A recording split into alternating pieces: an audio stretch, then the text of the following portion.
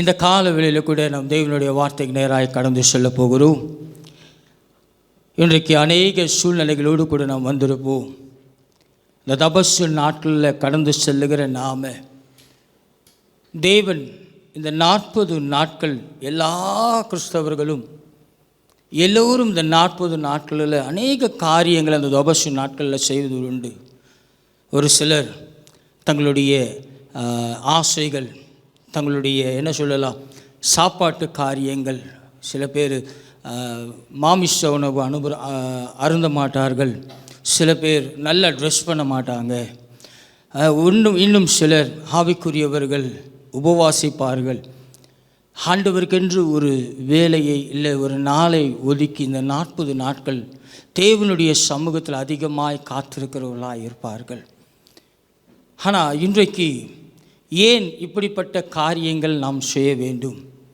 இந்த 40 நாட்களை ஒவ்வொரு மனுஷனும் தன்னோட வாழ்க்கையில் ஏன் தேவன் தந்திருக்கிறார்? பெந்தகோஸ்தே சபையில் சொல்வது உண்டு, ஒவ்வொரு நாளும் ஒவ்வொரு மனுஷனுக்கும் என்ன நாள்? தபசு நாட்கள் என்று சொல்லுவார்கள். ஆனால் அதெல்லாம் இன்னொரு பக்கம். ஆனால் ஏன் இந்த 40 நாட்கள் நாம் காத்திருக்க வேண்டும்? ஏன் தேவனுடைய சமூகத்தில் 40 நாட்கள் நம்மை அர்ப்பணிக்க வேண்டும் என்பதை குறித்து இன்று நான் உங்களோடு கூட ஒரு சில காரியங்களை, தபசு நாட்களை குறித்தல்ல, நம்முடைய வாழ்க்கைக்கு தேவையான காரியம் என்ன என்பதை குறித்து உங்களோடு கூட நான் பேச சித்தமுள்ளவராக இருக்கிறேன்.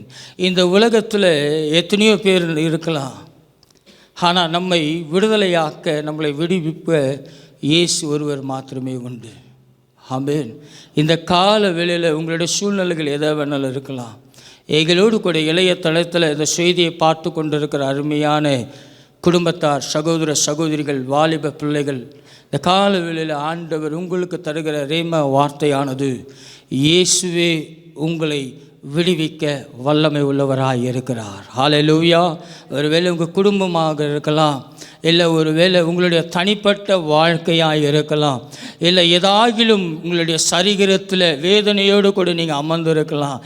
இந்த கால வேளையில் உங்கள் வாழ்க்கையில் தேவன் சொல்லுகிற காரியம், இயேசு ஒருவரே உங்களை விடுவிக்க வல்லமை உள்ளவராய் இருக்கிறார். ஹல்லேலூயா, ஹல்லேலூயா, ஹல்லேலூயா, ஹல்லேலூயா. ஏன்னா நம்முடைய ஆண்டவராக இயேசு கிறிஸ்து நம்மளை விடுவித்து ஆசீர்வதிக்கிற தேவனாய் இருக்கிறார். ஆமென்.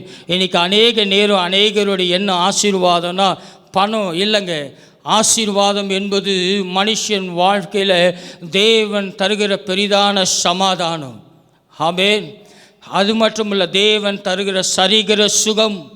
தேவன் ஒவ்வொரு நாளும் நம்மளை வழி நடத்தி ஆபத்திலிருந்து, தீங்கிலிருந்து நம்மளை பாதுகாக்கிற ஒரு கரம் இருக்குமானால் அது தேவனுடைய கரம் ஒன்றே. ஆமென். அதனால தான் ஆசீர்வாதத்திற்கு பல அர்த்தங்கள் உண்டு. இன்றைக்கி அநேக நேரம் ஆசீர்வாதம் வந்தால் வாதம் ஆகிடும். அது பணத்தை குறித்ததான காரியம். ஆசீர்வாதம் என்பது உங்கள் வாழ்க்கையில், உங்கள் குடும்பத்தில் தேவன் தருகிற சமாதானமே பெரிய ஆசீர்வாதங்க. ஆமென். ஹல்லேலூயா. கணவன் மனைவி பிள்ளைகளோடு கூட வாழுகிற ஒரு பெரிதான வாழ்க்கையே தேவன் தருகிற பெரிய ஒரு ஆசீர்வாதம். ஆமென். ஹல்லேலூயா, ஹல்லேலூயா. ஆனால் இந்த ஆசீர்வாதத்தை நம்முடைய வாழ்க்கையில் எப்பொழுதும் நம்ம வாழ்க்கையில் இருக்கணும்னா நம்ம செய்ய வேண்டிய ஒரு காரியம் என்ன தெரியுமா? எல்லா நேரத்திலையும் தேவனை ஸ்தோத்தரிக்கிற ஒரு உதடும் ஒரு இருதயமும் நமக்கு தேவை. ஹல்லேலூயா, ஹல்லேலூயா. வாசிக்க கேட்கலாம். ஏன்னா நீங்கள் தேவனை சோத்தரிக்கும் போது, சோத்திர பலியாகிய உங்களுடைய நாவு சோத்தரிக்கும் போது அவர் உங்கள் நடுவிலே உலாவி அவர் உங்கள் தேவனாக இருப்பார். அது மட்டுமல்ல, நீங்கள் அவருடைய ஜனமாக இருப்பீர்கள். ஹல்லேலூயா, ஹல்லேலூயா. இயேசு விடுவிக்கிறார்னா சும்மா இல்லைங்க. நீங்கள் தேவனை முழு இருதயத்தோடு கூட நீங்கள் தேவனை நோக்கி பார்க்கும்போது தேவன் உங்கள் வாழ்க்கையில் விடுதலையை தருவது மாற்றமல்ல, அவர் உங்களை விடுவித்து உங்களை ஆசீர்வதிக்கிறவராய் இருப்பார். ஆமென், ஹல்லேலூயா. ஆசீர்வாதம் என்பது பணம் அல்லங்க. ஆசீர்வாதம் என்பது உன் தனிப்பட்ட வாழ்க்கையில் தேவன் தருகிற பெரிதான சமாதானம். ஆமென். இன்னைக்கு எத்தனையோ பேர் இந்த உலகத்தில் உண்டு. ஆனால் பாருங்க, அவங்க வாழ்க்கையில் எப்போதும் சமாதானமே இருக்காது. எதை செய்தாலும் எதை பண்ணாலும் அவங்களுக்குள்ள என்ன இருக்கும்? ஒரு அதிருப்தி, ஒரு முணுமுணுப்பு, ஒரு வெறுமையை மாத்திரம் அவங்க வாழ்க்கையில் காண்றதா இருக்கும். ஆனால் தேவன் தருகிற பெரிதான ஆசீர்வாதம் ஒரு மனுஷ வாழ்க்கையில் சமாதானம் ஒன்று. ஒரு குடும்பத்தில் சமாதானம் இருக்குமானால் கர்த்தர் அந்த குடும்பத்தில் ஆசீர்வதிக்கிறத எல்லார் கண்களும் காண்கிறதா இருக்கும். ஆமென். ஹல்லேலூயா, ஹல்லேலூயா. தாவீதுனுடைய வாழ்க்கையில் ஆண்டவர் அவனுக்கு தந்த பெரிய கிருபை என்ன தெரியுமா? சமாதானம். எப்படிப்பட்ட சமாதானம்? எதிரிகள் அவனை சூழ்ந்து நிற்கும் போது, அவன் எல்லாராலும் பகைக்கும் போது, அவன் எல்லாவற்றிலும் கரடு முரடான பாதைகள் எல்லாம் ஓடும் போது, எனக்கு ஒத்தாசை வரும் பருவத்துக்கு நேராய் அவன் தன்னுடைய கண்களை ஏறெடுக்கிறவனாயிருந்தான். ஹல்லேலூயா. வாசிக்க கேட்கலாம். சங்கீதத்தின் புஸ்தகத்தில் 50ஆம் அதிகாரத்தில் 14, 15 வசனங்களை நாம் வாசிக்க கேட்போம். சங்கீதம் 50, 14, 15 வசனங்கள். நீ தேவனுக்கு ஸ்தோத்திர பலியிட்டு உன் பொருத்தனைகளை செலுத்தி ஆபத்து காலத்தில் என்னை நோக்கி கூப்பிடு.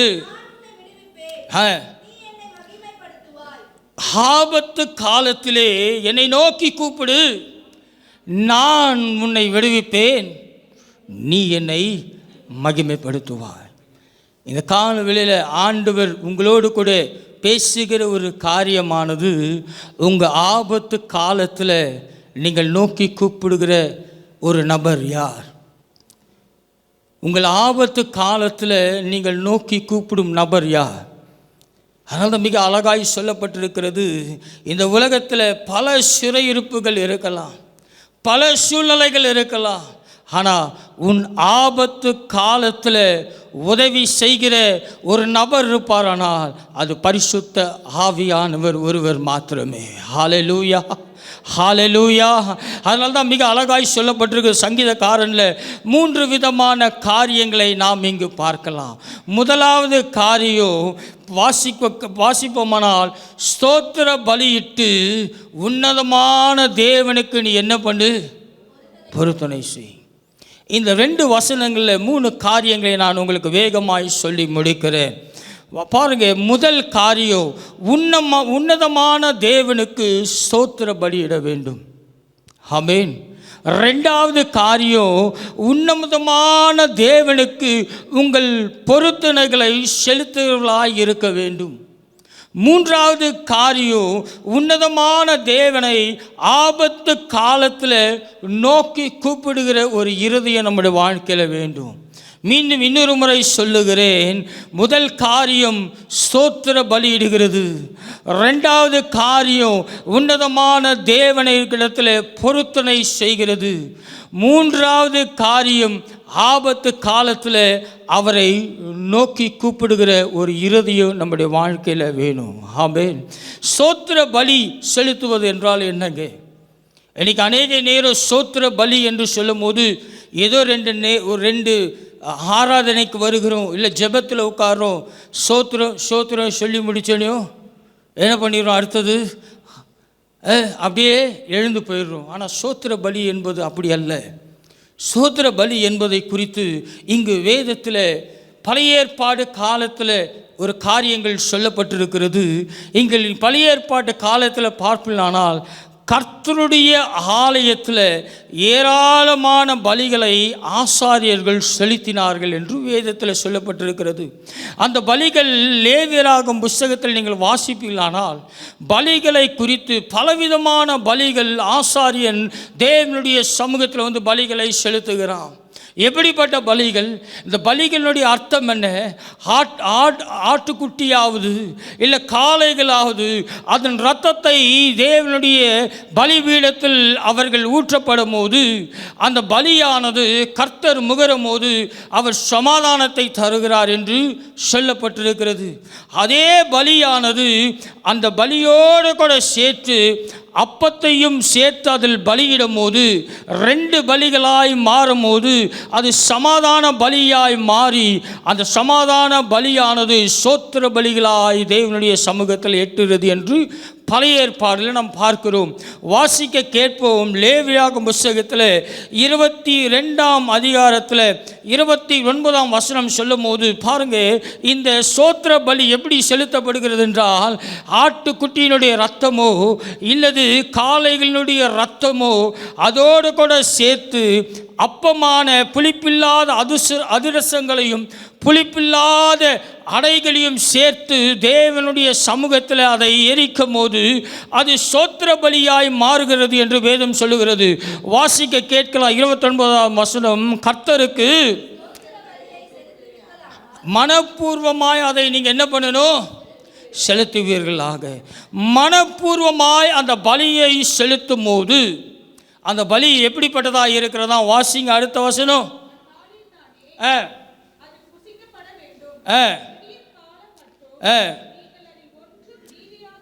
ஒன்று மீதியாக வைக்க வேண்டாம், நான் கர்த்தர்.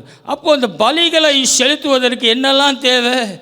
ஆட்டுக்குட்டியினுடைய ரத்தம், அதிரசங்கள் எல்லாம் சேர்த்து அந்த பலியை செலுத்தும் போது அது என்ன பலியாய் மாறுகிறது? சோத்திர பலியாய் மாறுகிறது என்று வேதம் சொல்லுகிறது. அது மாத்திரமல்ல, கர்த்தருக்கு சோத்திர பலியை என்ன பண்ணணும்?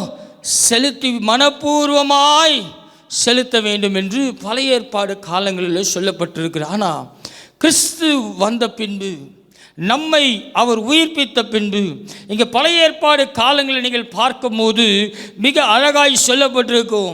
எபிரியர் புத்தகத்தில் 10ஆம் அதிகாரத்தில் 10லிருந்து 13, 14 வசனங்கள் வரை நாம் தியானிப்போமானால் பாருங்க, மிருகங்களும் அப்பங்களும் தேவைப்படாத ஒரு பலி எப்படிப்பட்ட பலியாக இருக்கிறது? கிறிஸ்து தன்னை தானே பலியாக தந்ததினால். வாசிங்க. இயேசு கிறிஸ்துவனுடைய சரீரம் ஒரே தரம் பலியிடப்பட்டதினால் அந்த சித்தத்தின்படி நாம் எப்படி ஆக்கப்பட்டு இருக்கிறோமா? பரிசுத்தமாக்கப்பட்டு இருக்கிறோம். ஹல்லேலூயா! எவ்வளோ விலையேற பெற்ற ஒரு காரியம். அன்றைக்கு ஆசாரியன் எத்தனையோ ஆட்டின் ரத்தத்தையும் மாட்டின் ரத்தத்தையும் அப்பத்தையும் கொடுத்து தேவனுடைய சமூகத்தில் கொண்டு வந்து என்ன பண்ணுகிறான்? சோத்திர பலியிடுகிறான். ஆனால் இன்றைக்கு நமக்கு தேவன் தந்த பெரிதான கிருபை என்ன? இன்னொரு முறை வாசிக்கமா, இயேசு கிறிஸ்துவினுடைய சரீரம் ஒரே தரம் பலியிடப்பட்டதினாலே பாருங்க, அந்த சித்தத்தின்படி, ஆமென், அந்த சித்தத்தின்படி நாம் பரிசுத்தமாக்கப்பட்டு இருக்கிறோம். ஆமென். இந்த கால வேளையில் நீங்கள்லாம் எப்படிப்பட்டவர்களாக இருக்கிறீங்க? நீங்கள்லாம் யாராக இருக்கிறீங்க? சத்தமா என்னங்க இப்படி பயப்படுறீங்க? இப்படியெல்லாம் பயந்தால் வாழ்க்கையில் ஒரு நாள் எந்த ஒரு ஆசீர்வாதமும் நம்மளோட வாழ்க்கையில் பெற்றுக்கொள்ளவே. முதல்ல சமாதானம் இருந்தால் தாங்க ஐஸ்வர்யம் நம்முடைய வாழ்க்கையில் வரும். ஆமென். ஹல்லேலூயா, ஹல்லேலூயா. நீங்கள் எப்படிப்பட்டவர்களாக இருக்கிறீங்கன்னு ஆண்டவர் சொல்கிறாரு. சத்தமா ஆமென். ஹல்லேலூயா. உங்களை தேவன் பரிசுத்தர்களாக தேவன் தெரிந்திருக்கிறார். ஹல்லேலூயா, ஹல்லேலூயா. எந்த மிருகத்தின் இரத்தமும் நம்மளை என்ன பண்ண முடியாது? பரிசுத்தமாக்க முடியாது. அதனால தான் ஆண்டவர் சொல்கிற ஒரு காரியமானது, இயேசு கிறிஸ்துவுடைய சரீரம் ஒரு தரம் பலியிட்டதினாலே அந்த சித்தத்தின்படி நாம் எப்படியா இருக்கிறோம்? பரிசுத்தமாக இருக்கிறோம். ஹல்லேலூயா, ஹல்லேலூயா. அடுத்த வசனம் வாசிமா. அன்றியும் எந்த ஆசாரியனோ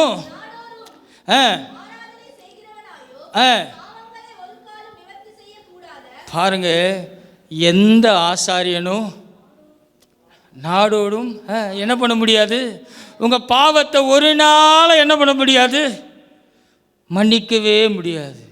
ஆமென். உங்கள் பாவத்தை சாபத்தையும் மாற்றணும்னா அது இயேசு கிறிஸ்துவின் ரத்தம் ஒன்று மாத்திரமே. ஹல்லேலூயா. அந்த ரத்தம் உங்களை விடுவிக்க சித்தமுள்ளதாக இருக்கும். ஆமென். அல்லது மிக அழகாய் சொல்லுகிறது, எந்த ஆசாரியனும் வாசிங்க, நாடோடும்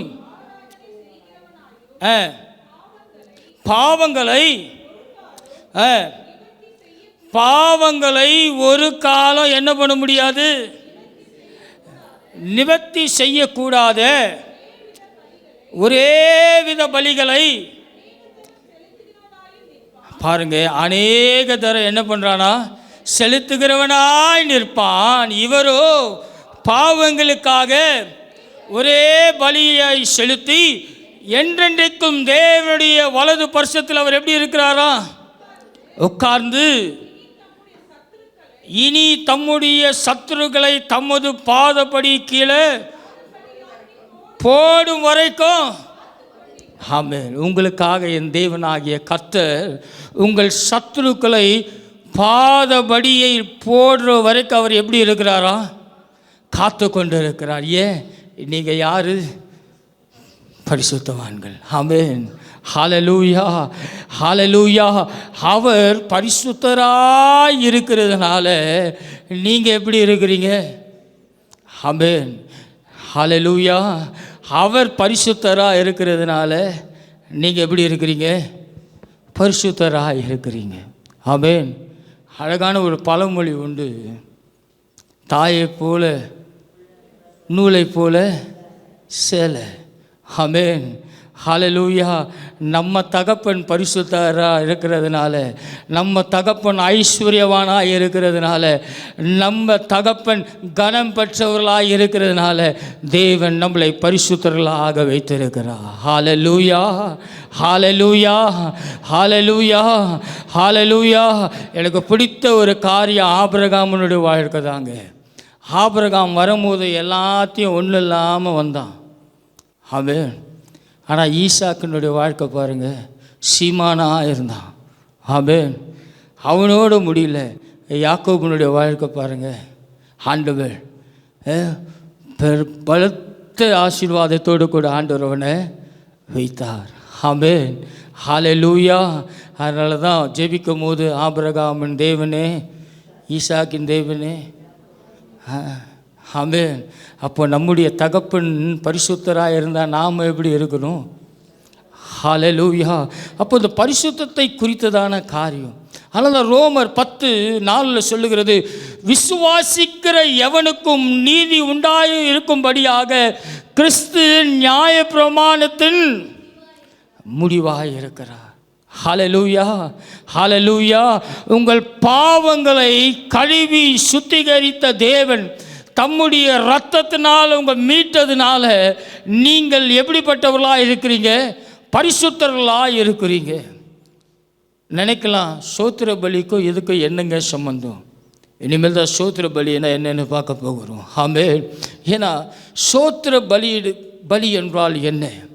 இன்றைக்கி அநேக நேரம் பலிகளை குறித்து நிறைய காரியங்களை நாம் பார்க்க முடியும். பழைய ஏற்பாடு காலம்லாம் பார்த்தீங்கன்னா தகன பலி, போஜன பலி, பான பலி, குற்ற நிவாரண பலி, எல்லாம் பலியும் எல்லா காரியத்தையும் என் தேவனாகிய கர்த்தர் இயேசு ராஜா சிலுவையில் நமக்காக இரத்தம் சிந்தி, அந்த இரத்தமானது நம்மளை விடுதலை ஆக்கினதற்கு நாம் அவர் தன்னை கிரயமாய் அவர் கொடுத்ததுனால நம்மளை எப்படி கிரயமாய் அவருக்கு கொடுத்து ஆசீர்வாதத்தை பெறப்போகிறோம் என்பதை குறித்து நாம் பார்க்க போகிறோம். இங்கே எபிரேயர் 13:15 சொல்லுகிறது, ஆகையால் அவருடைய நாமத்தை துதிக்கும் உதடுகளின் கனியாக சோத்திர பலியை அவர் மூலியமாய் எப்பொழுதும் தேவனுக்கு என்ன பண்ண வேண்டும்? ஆமென். ஆண்டவரிடத்தில் இன்னைக்கு அநேக நேரம் அநேக காரியங்களை அநேக சூழ்நிலைகளிலிருந்து நம்மளை விடுதலையாக்க முடியாமல் நம்ம தவிக்கிற ஒரு காரியம் என்ன தெரியுமா? நம்ம வாழ்க்கையில் சோத்திர பலிகளை நம்ம என்ன பண்ணுறதில்ல, செலுத்துறதே இல்லை. ஸ்தோத்திர பலினா ஏதோ ஒரு நேரத்தை ஒதுக்கி அது ஜெபிக்கிற நேரம். ஸ்தோத்திர பலி என்பது உங்கள் துதிக்கும் உதடுகளின் கனியாகிய ஸ்தோத்திர பலி. ஹல்லேலூயா. உங்கள் உதடும் உங்கள் நாவும் எப்போதும் தேவனை என்ன பண்ணணும்? துதித்து கொண்டே இருக்கணும். ஹல்லேலூயா, ஹல்லேலூயா. பாடும்போது பாடணும் பாருங்கள், துதித்து கொண்டே இருப்பேன் எப்பொழுதும் உமக்காய். ஆமென், ஹல்லேலூயா. ஸ்தோத்திர பலி மிக முக்கியமான ஒன்று. மனுஷ வாழ்க்கையில் தேவனோடு கூட உறவு எப்படிப்பட்டதாக இருக்கணும் தெரியுமா?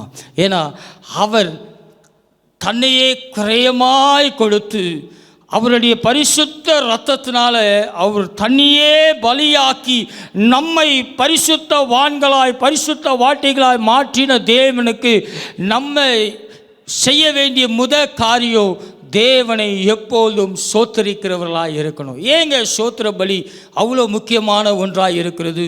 அநேகருக்கு தெரியும். அநேக புத்தகங்கள் வந்திருக்கிறது. என்ன புத்தகம்? 1000 சோதர. சத்தமாக பேசுங்க, பயப்படாதீங்க. ஆண்டவர் பார்க்குறார், மனுஷனை பார்க்காதீங்க. ஆமென், ஹல்லேலூயா, ஹல்லேலூயா. ஆனால் ஏன் அந்த புஸ்தகம் எழுதப்பட்டிருக்கு? தேவனுக்கு 1000 நாமங்கள் இருக்குது அவரை சோத்தரிப்பதற்கு. ஹல்லேலூயா, ஹல்லேலூயா. ஆகாரினுடைய வாழ்க்கையில் ஆகார் கடந்து செல்லும் போது அவள் ஆண்டவரை பார்த்து சொல்லுகிற ஒரு வார்த்தை, என்னை காண்பவர். ஹல்லேலூயா. யெகோவா ஈரே, நீ எல்லாவற்றையும் பார்த்து கொள்வீர். ஆமென். ஏன்னா சோத்திர பலி என்பது தேவனுடைய நாமத்தை நீர் மகிமைப்படுத்துவது. அதனால தாங்க பழைய ஏற்பாடுல காளையும் ஆடுகளையும் கொண்டு வந்து தேவனுடைய சமூகத்தில் இரத்தத்தை சிந்தினார்கள். இது ஏதோ ஒரு பாரம்பரியமான காரியம் இல்லைங்க. உங்களுடைய வாழ்க்கையில் உன் பலிபீடமாகிய சரீரம் எப்போதும் எரிந்து கொண்டு இருக்க வேண்டும் என்றால் உன் நாவாகிய கனி தேவனை எப்போதும் சோத்தரிக்கிற நாவாக இருக்கணும். ஆமென். ஒரு மனுஷனை முணுமுணுக்கணும்னா நம்ம நாவும் வாயும் எப்படி மொனனுது. அடுத்தவங்க வீட்டு காரியம் அடுத்தவங்க வீட்டு கதை பேசணுன்னா எப்படி முணக்குது. அந்த நேரம் நீ தேவனுக்கு சோத்திர பலிகளை சொல்லி பாருங்க, உனக்கு இருக்கிற எல்லா கட்டுகளையும் தேவனாகிய கர்த்தர் விடுவிக்கிறவராய் இருப்பார். ஹல்லேலூயா, ஹல்லேலூயா.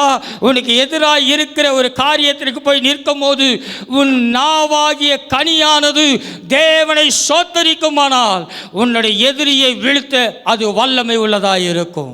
ஆமென், ஹல்லேலூயா. பாருங்க, நம்ம வாசிக்கும் போது சொல்லுகிறோம், அல்லது சங்கீதக்காரன் சொல்லும் போது 69, 30, 31 சொல்லுகிறது, இந்த சோத்திர பலி தேவன் ஏன் அதை குறித்து பிரியமுள்ளவராக இருக்கிறார். வாசிக்க கேட்கலாம். சங்கீதம் 69ஆம் அதிகாரம் 30, 31 வசனங்களை நாம் வாசிக்க கேட்போம். உங்களுக்கு தேவன் தந்த நாவு சாதாரணமானதல்லங்க. தேவனுக்கு 1000 நாமங்கள் இருக்கிறது. எத்தனை நாமங்க தேவனுடைய நாமம் இந்த கால வேளையில் உங்களுக்கு தெரியும்? சொல்லுங்க பார்க்கலாம். தேவனுக்கு நாமங்கள் பல உண்டு. அவர் சமாதானத்தின் தேவன், அவர் ஐஸ்வர்யத்தின் தேவன். அவர் எப்படிப்பட்ட தேவனாக இருக்கிறாருங்க? சொல்லுங்க பார்க்கலாம். எத்தனையோ நாமங்கள் இருக்கு. ஒரு நாளைக்கு நீங்க அவரை எத்தனை நாமத்தில் அவரை நீங்க துதிக்கிறீங்க யோசித்து பாருங்க. இந்த கால வேளையில் ஆராதனைக்கு வந்திருக்கிற நீங்க, இந்த தொலைக்காட்சி மூலியமாய் பார்த்து கொண்டு இருக்கிற நீங்க, ஒவ்வொரு நாளும் தேவனை எத்தனை பேர் சொல்லி கூப்பிடுறீங்க யோசித்து பாருங்க. 1000 நாமங்கள் உடைய தேவன் அவர். ஹல்லேலூயா, ஹல்லேலூயா. அவர் பரலோகத்தில் தூதர்களால் போற்றப்படுகிற உன்னதமான தேவன் அவர். ஆனால் நம்ம தேவனை எப்படி பார்க்கிறோம்? ஆபத்து காலம் வரும்போது தான் என்ன பண்ணுறோம்? ஆண்டவரே இதிலிருந்து என்ன பண்ணு, பாதுகாத்துக்கொள்ளு. ஆமென்.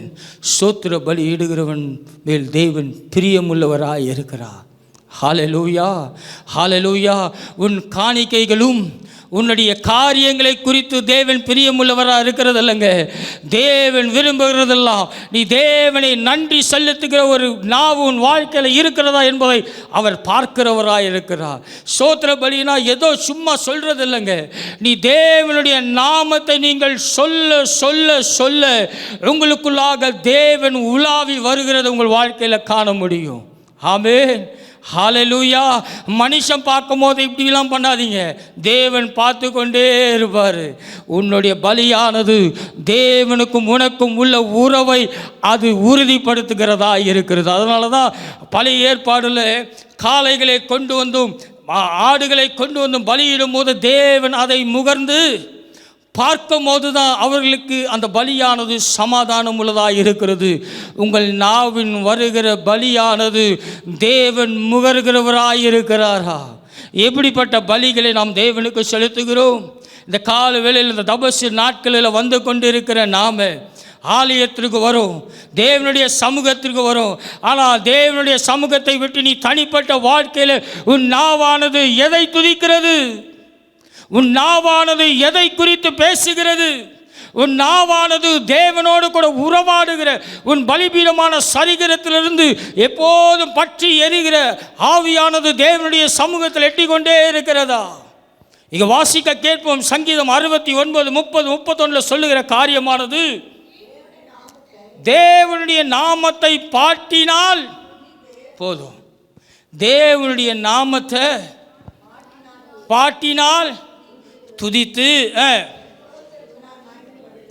ஹல்லேலூயா ஹல்லேலூயா, பாட்டினால் துதித்து சோத்திரத்தினால் மகிமைப்படுத்துவேன். படுத்துகிறோமா? இந்த கால வேளையில் மனுஷனை படுத்துகிறோமா, தேவனை படுத்துகிறோமா? நான் கேட்கலைங்க, வேதம் நம்மளை பார்த்து கேட்குது. ஆமென். வேதம் பார்த்து கேட்குது. உன் முணுமுணுத்த வாய் தேவனை துதிக்கிறதா, இல்லை முணுமுணுத்த வாய் மனுஷனை துதிக்கிறதா? ஹல்லேலூயா. சோத்திர பலி இடுகிறவனை தேவன் எப்படி இருக்கிறார் அவன் மேலே? ஆமென். ஹல்லேலூயா ஹல்லேலூயா. அதான் சொல்லப்படுகிற காரியமானது, தேவனுடைய நாமத்தை என்ன பண்ணு? பாட்டினால் துதிங்க. முதல்ல பாட்டினால் துதிக்காமல் நான் தேவனுடைய நாமத்தை நான் பேசுகிறேன், நான் பண்ணுறேன்னு சொல்கிறதுனால ஒரு பிரயோஜனமோ இருக்காது. ஹல்லேலூயா. பரிசுத்த ஆவியானவர் எப்படிங்க ஒரு மனுஷன் மேலே ஊற்றப்படுவார்? அவனை தேவனுடைய சமூகத்தில் அவன் தன்னை தாழ்த்தி தன்னை ஒப்பு கொடுத்த பின்பு தான் பரிசுத்த ஆவியானவர் மேலே ஊற்றப்பட முடியும். ஆமென். அது ஊற்றப்பட்ட பின்பு, அபிஷேகத்தினால் நிறைந்த பின்பு வரங்கள் கிரியை செய்யும். வரங்களே கிரியை செய்யலைன்னா நீ பெற்றிருக்கிற அபிஷேகம் பொய்யான காரியமாக இருக்கும். எல்லாரும் கத்தும் போது நானும் கத்துவேன் அப்படின்னு போயிடும். நான் சொல்லலை, வேதம் இப்படியாய் சொல்லுகிறது. ஆமென். சோத்திர பலி இடுகிற காரியம் அது மட்டுமல்ல, அவரை சோத்திரத்தினால் நான் என்ன பண்ணுவேன்? மகிமைப்படுத்துவேன். அடுத்த வசனம் வாசிங்க. கொம்பும் விரியம் கொம்புள்ள காளை எருதையும் பார்க்கிலும். ஹல்லேலூயா. அப்போது துதி எவ்வளோ முக்கியமான ஒன்றாக இருக்கிறது பாருங்க. ஆமென். அதனால தான் ஆராதனையில் காலையில் என்ன பண்ணுறோம்? கொஞ்சம் நேரம் சோத்தரிக்கிறோம், அப்புறம் துதித்து பாடுறோம். நீ துதித்து பாடின பின்பு ஆராதனைக்குள்ளாக தேவன் உங்களை கொண்டு போவார். ஆராதனைக்குள்ளே கொண்டு போன பிறகு தேவனுடைய வார்த்தை உண்டாகும். ஆமென். ஹல்லேலூயா ஹல்லேலூயா. நான் பிரசங்கத்துக்கு மட்டும் வரேங்க, பிரயோஜனமே இருக்காது. எப்படி விசுவாச வாழ்க்கையை ரட்சிக்கப்பட்ட முதல் நாள் ஆரம்பித்தோமோ அதே தான் வாழ்க்கை ஃபுல்லாக போயிட்டே இருக்கும். ஆமென்.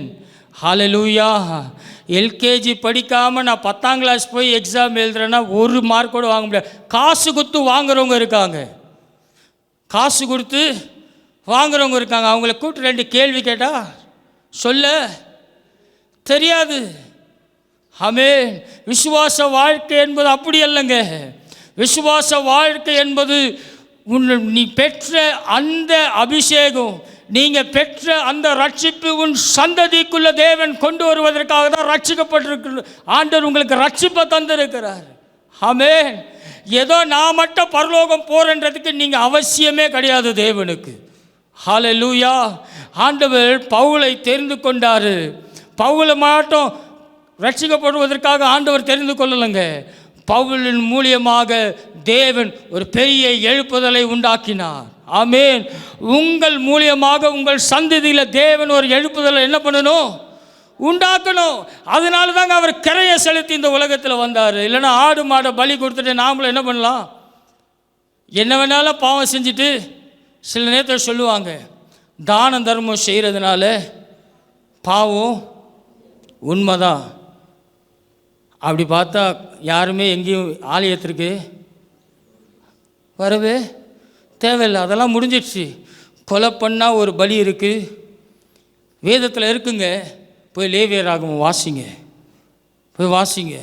ஒவ்வொரு பாவத்திற்கும் ஒவ்வொரு கரையும் செலுத்தினா முடிஞ்சு போச்சு. என்ன பண்ணுவான்? கொலை பண்ணுறவன் கொலை பண்ணிட்டு வந்து, வக்கீலுங்க இருக்காங்க, கேட்டு பாருங்கள், முன்னாடியே என்ன பண்ணிடுவாங்க? பெயில் வாங்கி வச்சுடுவாங்க. அதெல்லாம் விசுவாச வாழ்க்கை. ஆமென். அதெல்லாம் விசுவாச வாழ்க்கை. சோத்திர பலி என்பது நீ தேவனை பிரியப்படுத்துகிற ஒன்று. ஆமென். உன் நாவின் கனியாகிய உதடினால் என்ன பண்ணு? தேவனை மகிமைப்படுத்தும் போது. மிக அழகான ஒரு உதாரணம் உண்டு, வாசிக்க கேட்கலாம். அப்போஸ்தலர் 16ஆம் அதிகாரத்தில் 23 26 வசனங்களை நாம் வாசிக்க கேட்போம். அவர்களை அநேக அடிகள் அடித்த பின்பு சிறைச்சாலையில் வைத்து அவர்களை சிறைச்சாலைக்காரனுக்கு கட்டளையிட்டார்கள். பவுலும் சீலாவும் சிறைச்சாலையில் அடைக்கப்பட்டார்கள். தேவனுக்காக அவர் சிறைக்கு சென்றார்கள். பாருங்க, அந்த காலத்தில் சிறைச்சாலையில் போடுவதுனா இப்போ மாதிரிலாம் கிடையாது. அவர்கள் அடித்த அடியானது எப்படிப்பட்ட காரியமாக இருந்தது? அவர்கள் இப்படிப்பட்ட வாசிங்க, 24 வாசிங்க, வாசிமா. உட்காவல் அறையிலே அடைத்து அவர்கள் கால்களை தொழுவ மரத்தில் என்ன பண்ணார்கள்? மாட்டி வைத்தார்கள். ஆமென். ஹல்லேலூயா. அதை பவுலும் சீலாவும் தேவனை துதித்து பாடினார்கள். ஆமென். துதி என்பது சாதாரணமானது அல்லங்க. பவுலும் சீலாவையும் என்ன பண்ணுறாங்க? சிறைச்சாலையில் எங்கே? 3 அடுக்கு பாதுகாப்பு. எப்படிப்பட்ட பாதுகாப்பு? 3 அடுக்கு பாதுகாப்பில் உள்ளே போட்டு வைத்திருக்கிறான். அவர்கள் சரீரம் முழுவதும் அடித்து நொறுக்கி கால்களெல்லாம் என்ன பண்ணப்பட்டிருக்கு? தொழு மரத்தில் கட்டி தொங்க விட்டுருக்கிறாங்க. ஆனால் அவர்கள் செய்த ஒரு காரியம் என்ன? அவர்கள் ஜெபித்து தேவனை துதித்தார்கள். ஆமென். துதி என்பது சாதாரணமானதல்ல. தேவனை சோத்திர பலி இடுகிறது சாதாரணமானதல்ல. உன்னுடைய சோத்திர பலிகள், உன்னுடைய நாவானது தேவனை துதிக்கும் போது, நீ தேவனை துதித்து அவருடைய மகிமையை நீ பாடி துதிக்கும் போது, தேவனை நீங்கள் வர்ணிக்கும் போது, நீங்கள் எந்த இடத்தில் சிறை பெற்றிருந்தாலும் சரி, அந்த சிறைச்சாலையின் கதவுகள் அடர்ந்தது போல உன் வாழ்க்கையில் இருக்கிற சிறையிருப்பின் கதவுகளை என் தேவனாகிய கர்த்தர் அதர பண்ணுவார். ஹல்லேலூயா, ஹல்லேலூயா, ஹல்லேலூயா, ஹல்லேலூயா. வாசிங்க, அதை அப்படியே தொடர்ந்து வாசிங்க பார்க்கலாம்.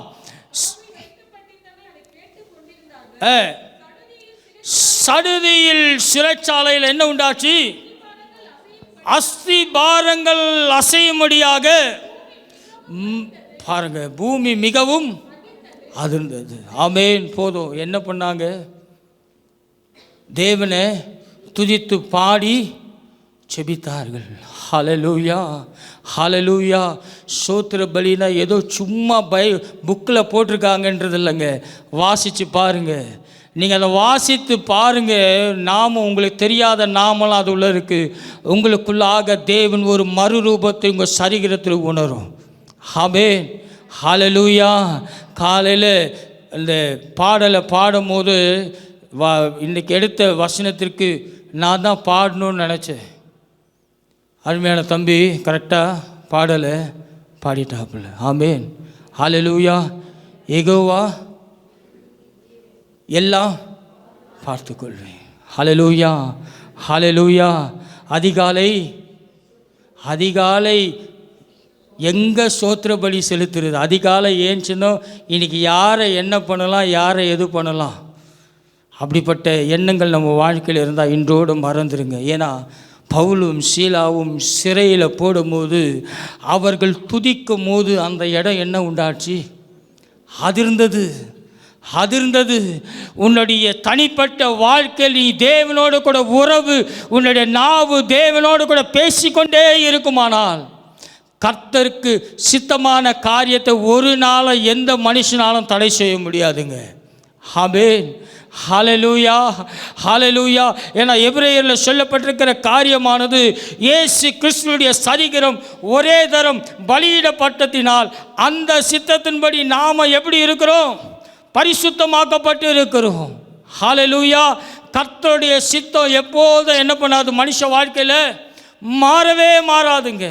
ஹல்லேலூயா, ஹல்லேலூயா, ஹல்லேலூயா. அதனால தான் சொல்லப்பட்டிருக்கிற காரியம், உன் நாவின் மிக அழகான ஒரு வசனம், துதிக்கும் உதடுகளின் கனியாக ஸ்தோத்திர பலியை அவர் மூலியமாக எப்பொழுது தேவனுக்கு என்ன பண்ணுங்க? ஹல்லேலூயா, ஹல்லேலூயா. ஸ்தோத்திர பலின்னா சும்மா நினச்சிக்காதீங்க.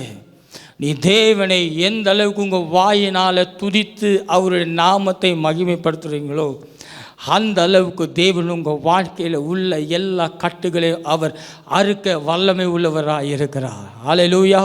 பவுலும் சீலாவும் அந்த சிறைச்சாலையின் கதவுகளில் அவங்க போடப்பட்டாங்க. கைகள் கரங்கள் கட்டப்பட்ட கரங்கள். அவர்கள் துதிக்கும் போது அந்த இடமானது என்ன பண்ணுச்சு? அதிர்ந்தது. உன்னை சுற்றி இருக்கும் சூழ்நிலைகளை நீ மேற்கொள்ள வேண்டும் என்றால் உனக்குள்ளாக உன்னுடைய கனியாகிய உதடானது தேவனை ஸ்தோத்தரிக்க நாவாய் மாற வேண்டும். ஹல்லேலூயா, ஹல்லேலூயா, ஹல்லேலூயா.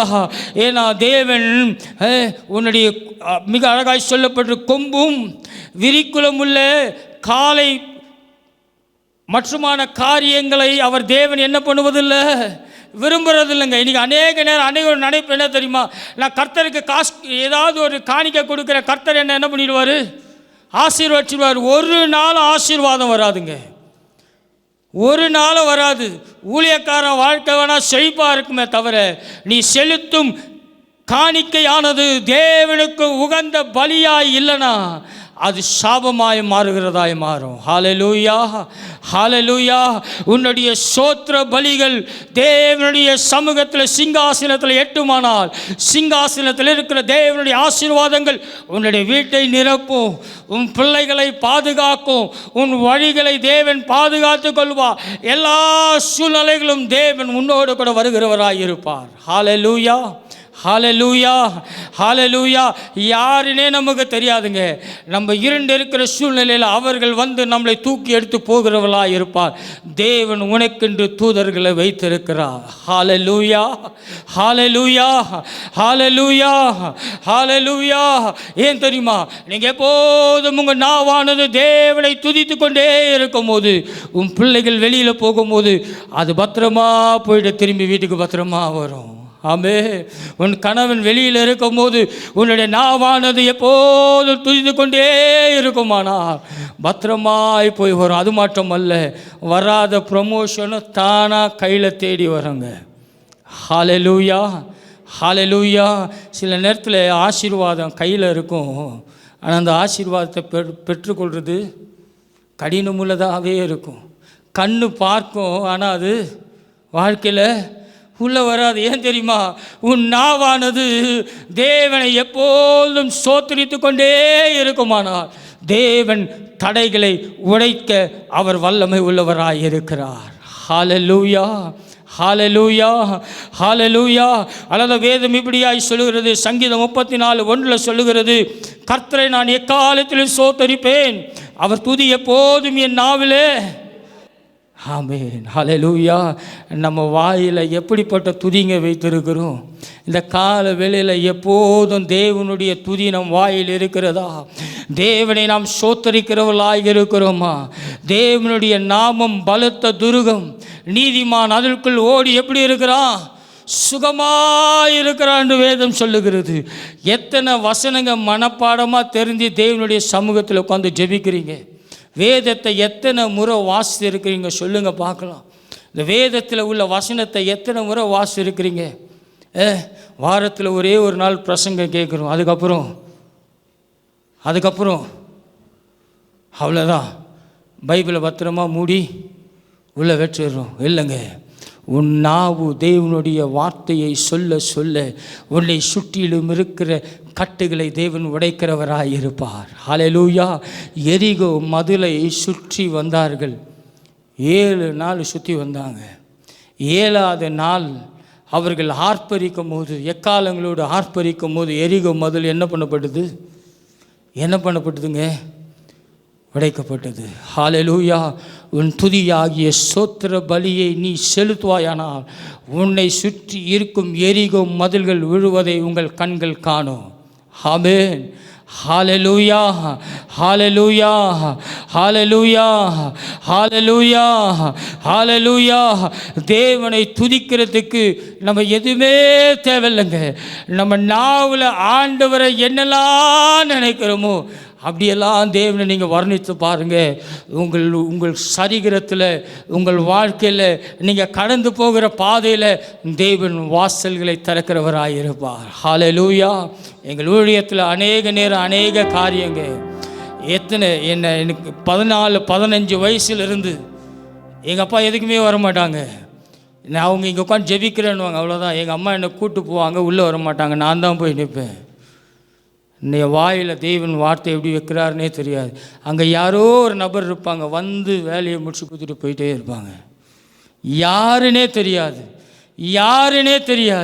ஆனால் ஒன்று தெரியும், ஆண்டவரே வாய்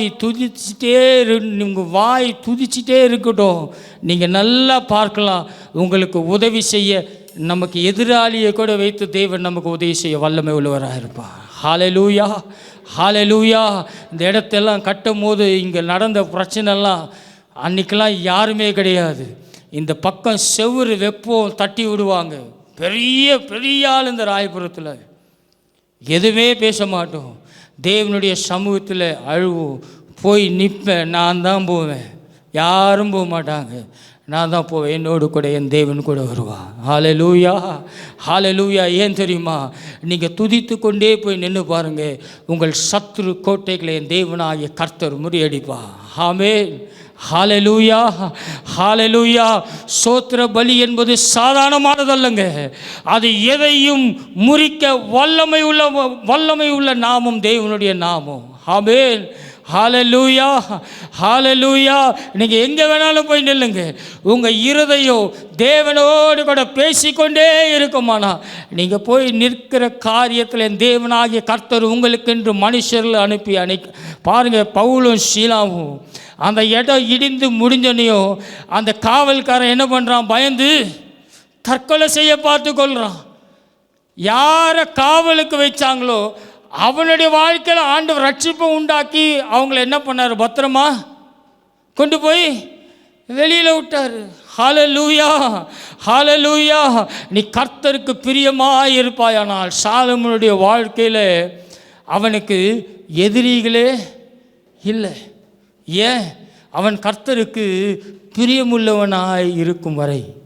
ஆமென். அவன் எதிரி கூட கொண்டு வந்து என்ன பண்ணுறான்? வைரத்தையும் ஐஸ்வர்யத்தை கொண்டு வந்து காலில் கொட்டிட்டு போகிறான். ஏங்க? தேவன் அவன் செலுத்த வேண்டிய பலிகளை சரியாய் செலுத்துகிறவனாயிருந்தான். ஹல்லேலூயா, ஹல்லேலூயா, ஹல்லேலூயா, ஹல்லேலூயா, ஹல்லேலூயா. அதாவது மிக அழகாக சொல்லுகிற, கர்த்தர் உங்கள் நாவிலிருந்து பிறக்கிற அந்த உதடுகளின் கனியாக ஸ்தோத்திர பலியை அவர் விரும்புகிறவராயிருக்கிறார். ஆமென். ஹல்லேலூயா. ஃபாதர்து மிக அழகான ஒரு பாட்டு உண்டு, நம்ம எல்லோரும் சேர்ந்து பாடலாமா? மிக அழகான ஒரு பாடல், தேவனை ஆராதிக்கிற ஒரு பாடல், தேவனை வர்ணித்து பாடுகிற ஒரு பாடல்.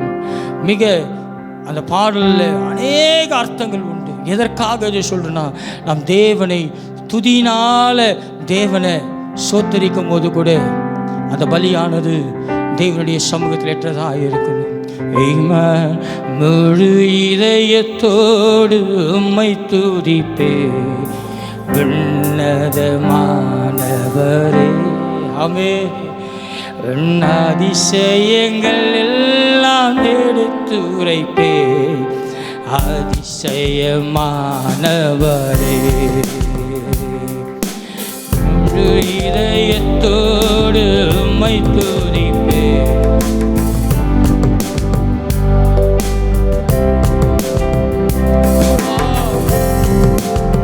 எல்லாம் எடுத்துரைப்பேன் அதிசயமானவரே. உன்னதமானவரே, உன்னதமானவரே, என் உறைவிடம் நீதான். தேவனை துதிக்கிற நாவு உன்னதம். அவர் உன்னதமான தேவன்க. வீரம் நீதானே. வாழ்த்துகிறேன் உம்மை நான் போற்றுகிறேனப்பா. முழு இதயத்தோடு உம்மை துதிப்பேன் உன்னதமானவரே.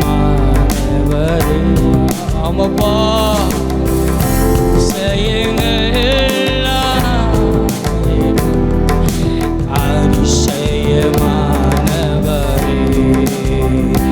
வாழ்வே வழியே வாழ்த்துகிறேன் உம்மை வணங்குகிறேன். வாழ்வே வழியே வாழ்த்துகிறேன் உம்மை வணங்குகிறேன். நம்பத்தக்க தகப்பனே, உம்மை தானே நம்பியுள்ளே. சொல்வோமா? நம்பத்தக்க தகப்பனே, உம்மை தானே நம்பியுள்ளே. உம்மை தானே நம்பியுள்ளே. நம்பத்தக்க தகப்பனே, வாழ்வே வழியே வாழ்த்துகிறேன் உம்மை வணங்குகிறேன். முழு இதயத்தோடு உம்மை துதி. அப்பா நன்றி அப்பா. உன்னதமானவர் நீரே ஆண்டவரே. எல்லாம் எடுத்துரைப்பேன் அதிசயமான. இன்னொரு முறை சொல்லுவங்களை பார்க்கலாம். முழு இதயத்தோடு இந்த காலவெளியில் ஆராதனை கூட ஆண்டவரே பாடி பெரியவர் எல்லாம் எடுத்துரைத்தேன் அதிசயமானவர். உன்னதமானவரே, உன்னதமானவரே. விளத்தினால சொல்லுங்க பார்க்கலாம். இதுதாங்க ஸ்தோத்திர பலி, இதுதான் துதியின் ஆராதனை. உன்னதமானவர். உன்னதரை நீங்க துதிக்கும் போது என் உறைவிட நீங்க தான் பாடு. உன்னதமானவரே, என் உறைவிடம் நீதானே. வாழ்த்துகிறேன்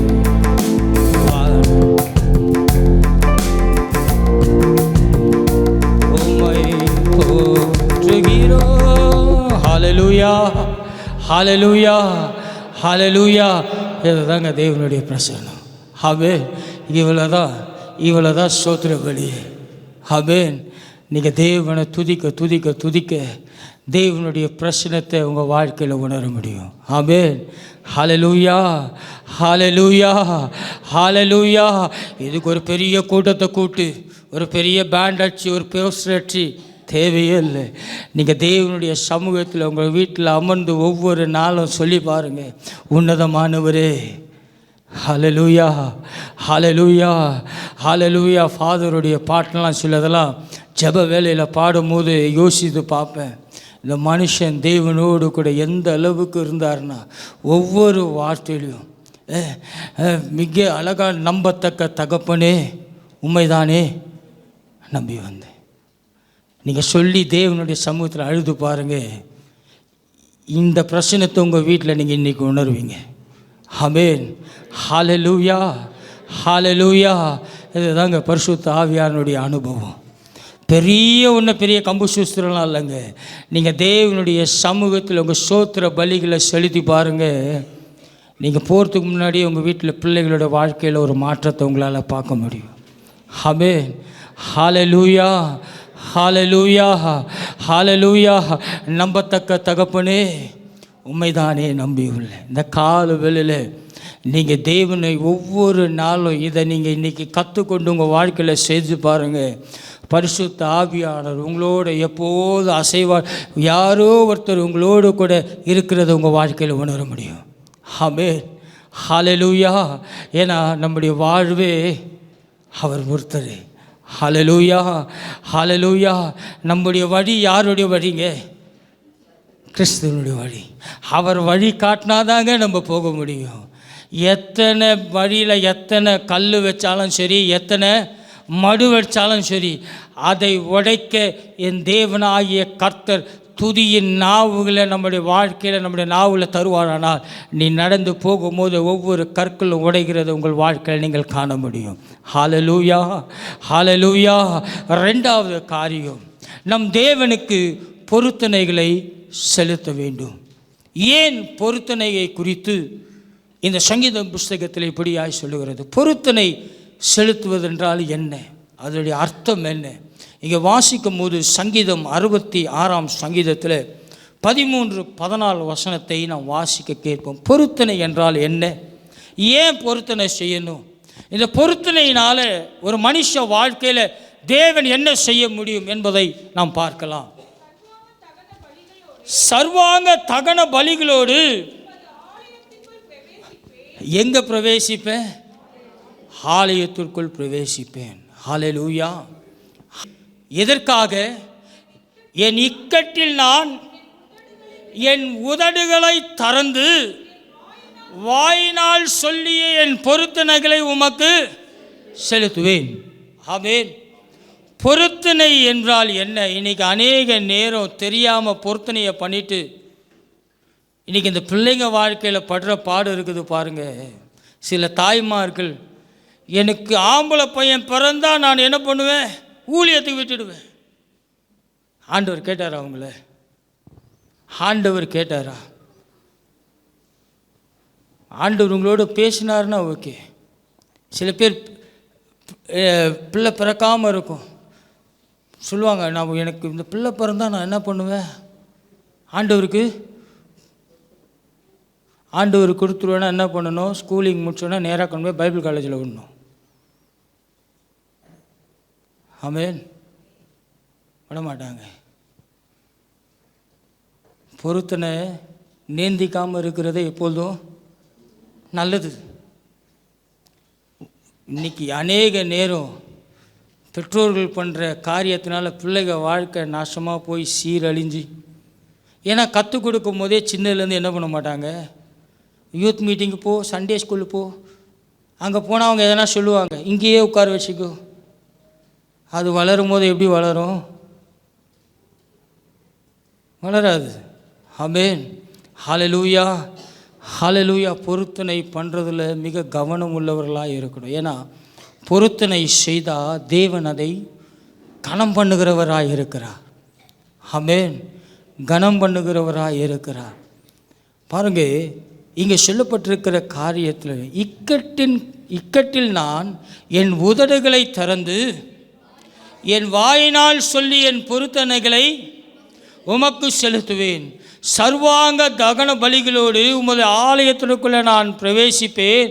என் இக்கட்டு நாட்களில் தேவன் என்னை பாதுகாத்தார், அதனால் நான் தேவனுக்கு பொருத்தனை செய்வேன் என்று பொருத்தனைகளை தேவனுடைய ஆலயத்தில் என்ன பண்ணுவாங்க? கொண்டு வருவார்கள். ஹல்லேலூயா, ஹல்லேலூயா. பாருங்க, எனக்கு பிடித்த ஒரு காரியம் வேதத்தில் அன்னாளை குறித்து. அன்னாள் பிள்ளை இல்லாமல் ஆண்டவருடைய சமூகத்தில் போய் என்ன பண்ணுறாங்க? அழுகுறாங்க. ஆண்டவர் பிள்ளையை தந்தார். பல வருஷம் கழித்து ஒரு ஆண் பிள்ளையை ஆண்டவர் தருகிறார். அதுவும் குறிப்பிட்டு கேட்குறா பாருங்க, உமக்கு நான் என்ன பண்ணுவேன் ஆண்டவரே? தருவேன். அந்த அதிகாரத்தை நீங்கள் பொறுமையாக போய் வீட்டில் வாசித்து பாருங்கள். 1 சாமுவேல் 1ஆம் அதிகாரம் 2ஆம் அதிகாரம்லாம். பிள்ளை பால் மறந்தவுடன் பிள்ளையை கொண்டு வந்து நேராக எங்கே கொண்டு வந்து விட்டா? தேவனுடைய ஆலயத்தில் கொண்டு வந்து ஊழியக்காரன் கையில் கொடுத்துட்டு போயிட்டே இருந்துட்டா. ஆமென், ஹல்லேலூயா. அதோடு முடியலைங்க. அவள் பொருத்தனையை நிறைவேற்றினதுனால அதுக்கப்புறம் அவள் பிள்ளைகளை பெற்றாள். பொருத்தனை என்பது ஏதோ ஒன்று நினச்சிடாதீங்க. நீங்கள் ஒரு காரியம் ஆண்டவருக்கு பொருத்தனை செஞ்சீங்கன்னா ஆண்டவர் அந்த காரியத்தில் மிக கண்ணும் கருத்துமாக இருந்து அந்த காரியத்தை உங்கள் வாழ்க்கையில் பெறும் வரை அவர் உறங்குவதும் இல்லை, அவர் தூங்குவதும் இல்லை. ஆமென், ஹல்லேலூயா, ஹல்லேலூயா. இங்கே ஆதியாகமம் 28ஆம் அதிகாரத்தில் நமக்கு எல்லாருக்கும் தெரிந்த ஒரு காரியம்தான். என்னுடைய பைபிள் காரியத்தில், வேத காரியத்தில், பிரசங்கத்திலையும் சரி, ஸ்டடீஸ்லேயும் சரி, நான் அடிக்கடி சொல்லுகிற ஒரு காரியம் இங்கே ஆதியாகமம் புஸ்தகத்தில் 28ஆம் அதிகாரத்தில் யாக்கோபை குறித்து சொல்லப்பட்டிருக்கிற ஒரு காரியத்தை நாம் எடுத்துக்கொள்வோமானால், யாக்கோபு தன்னுடைய இளம் வயதில் தன்னுடைய மாமன் லாபானுடைய வீட்டுக்கு அனுப்பப்படுகிறான். அவனுடைய சூழ்நிலை என்ன? தன்னுடைய சகோதரனால் அவன் பகைக்கப்பட்டு அவன் மாட்டினானா கொலை பண்ணுற அளவுக்கு யாக்கோபனுடைய வாழ்க்கை இருந்தது. யாக்கோபு தன்னுடைய லாபானாகிய தன்னுடைய மாமன் வீட்டுக்கு பாதான் தேசத்திற்கு கடந்து செல்லுகிறான். கடந்து செல்லும் வழியில் அவன் நித்திரை அடைகிறான். அங்கே இருக்கிற ஒரு கல்லை எடுத்து வைத்து அவன் நித்திரை அடைகிறான். ஆனால் யாக்கோபு அவன் கடந்து செல்லும் போது வெறும் ஒரு கோலோடு கூட அவன் தன்னுடைய உயிரை பாதுகாத்து கொண்டு, வழியில் அவனுக்கு உணவு இருக்குமோ இல்லையோ, அவன் வாழ்க்கை எப்படி இருக்குமோ இல்லையோ என்று, எப்படி அவன் வாழப்போகிறான் என்ற ஒரு கேள்விக்குறியோடு கூட போகும்போது கர்த்தர் யாக்கோபோடு கூட பேசுகிறார். ஆமென். என்ன காரியம் பேசுகிறாரு? உன்னை நான் ஆசீர்வதித்து என்ன பண்ணுவேன்? உன்னை பத்திரமா திரும்பி கொண்டு வருவேன் என்று ஆண்டவர் அவனோடு கூட பேசுகிறார். வாசிக்க கேட்கலாம். கடைசி வசனம் வாசிங்க. 21 வாசிங்க. என்னை என் தகப்பன் வீட்டுக்கு சமாதானத்தோடு திரும்ப வர பண்ணுவீரானால் கர்த்தர் எனக்கு தேவனாய் இருப்பார். போதும். ஹல்லேலூயா. பொருத்தனை என்பது சாதாரணமானதல்ல. இங்கு பாருங்க, யாக்கோபு தேவனோடு கூட பொருத்தனை பண்ணுகிறான். எப்படிப்பட்ட பொருத்தனை? என் தகப்பன் வீட்டுக்கு என்னை நீ சமாதானத்தோடு கூட திரும்பி வர பண்ணுவாயானால் கர்த்தர் எனக்கு தேவனாய் இருப்பார். நான் தூணாக நிறுத்தின இந்த கல் தேவனுக்கு வீடாகும். எல்லாவற்றிலும் உமக்கு நான் என்ன செலுத்துவேன்?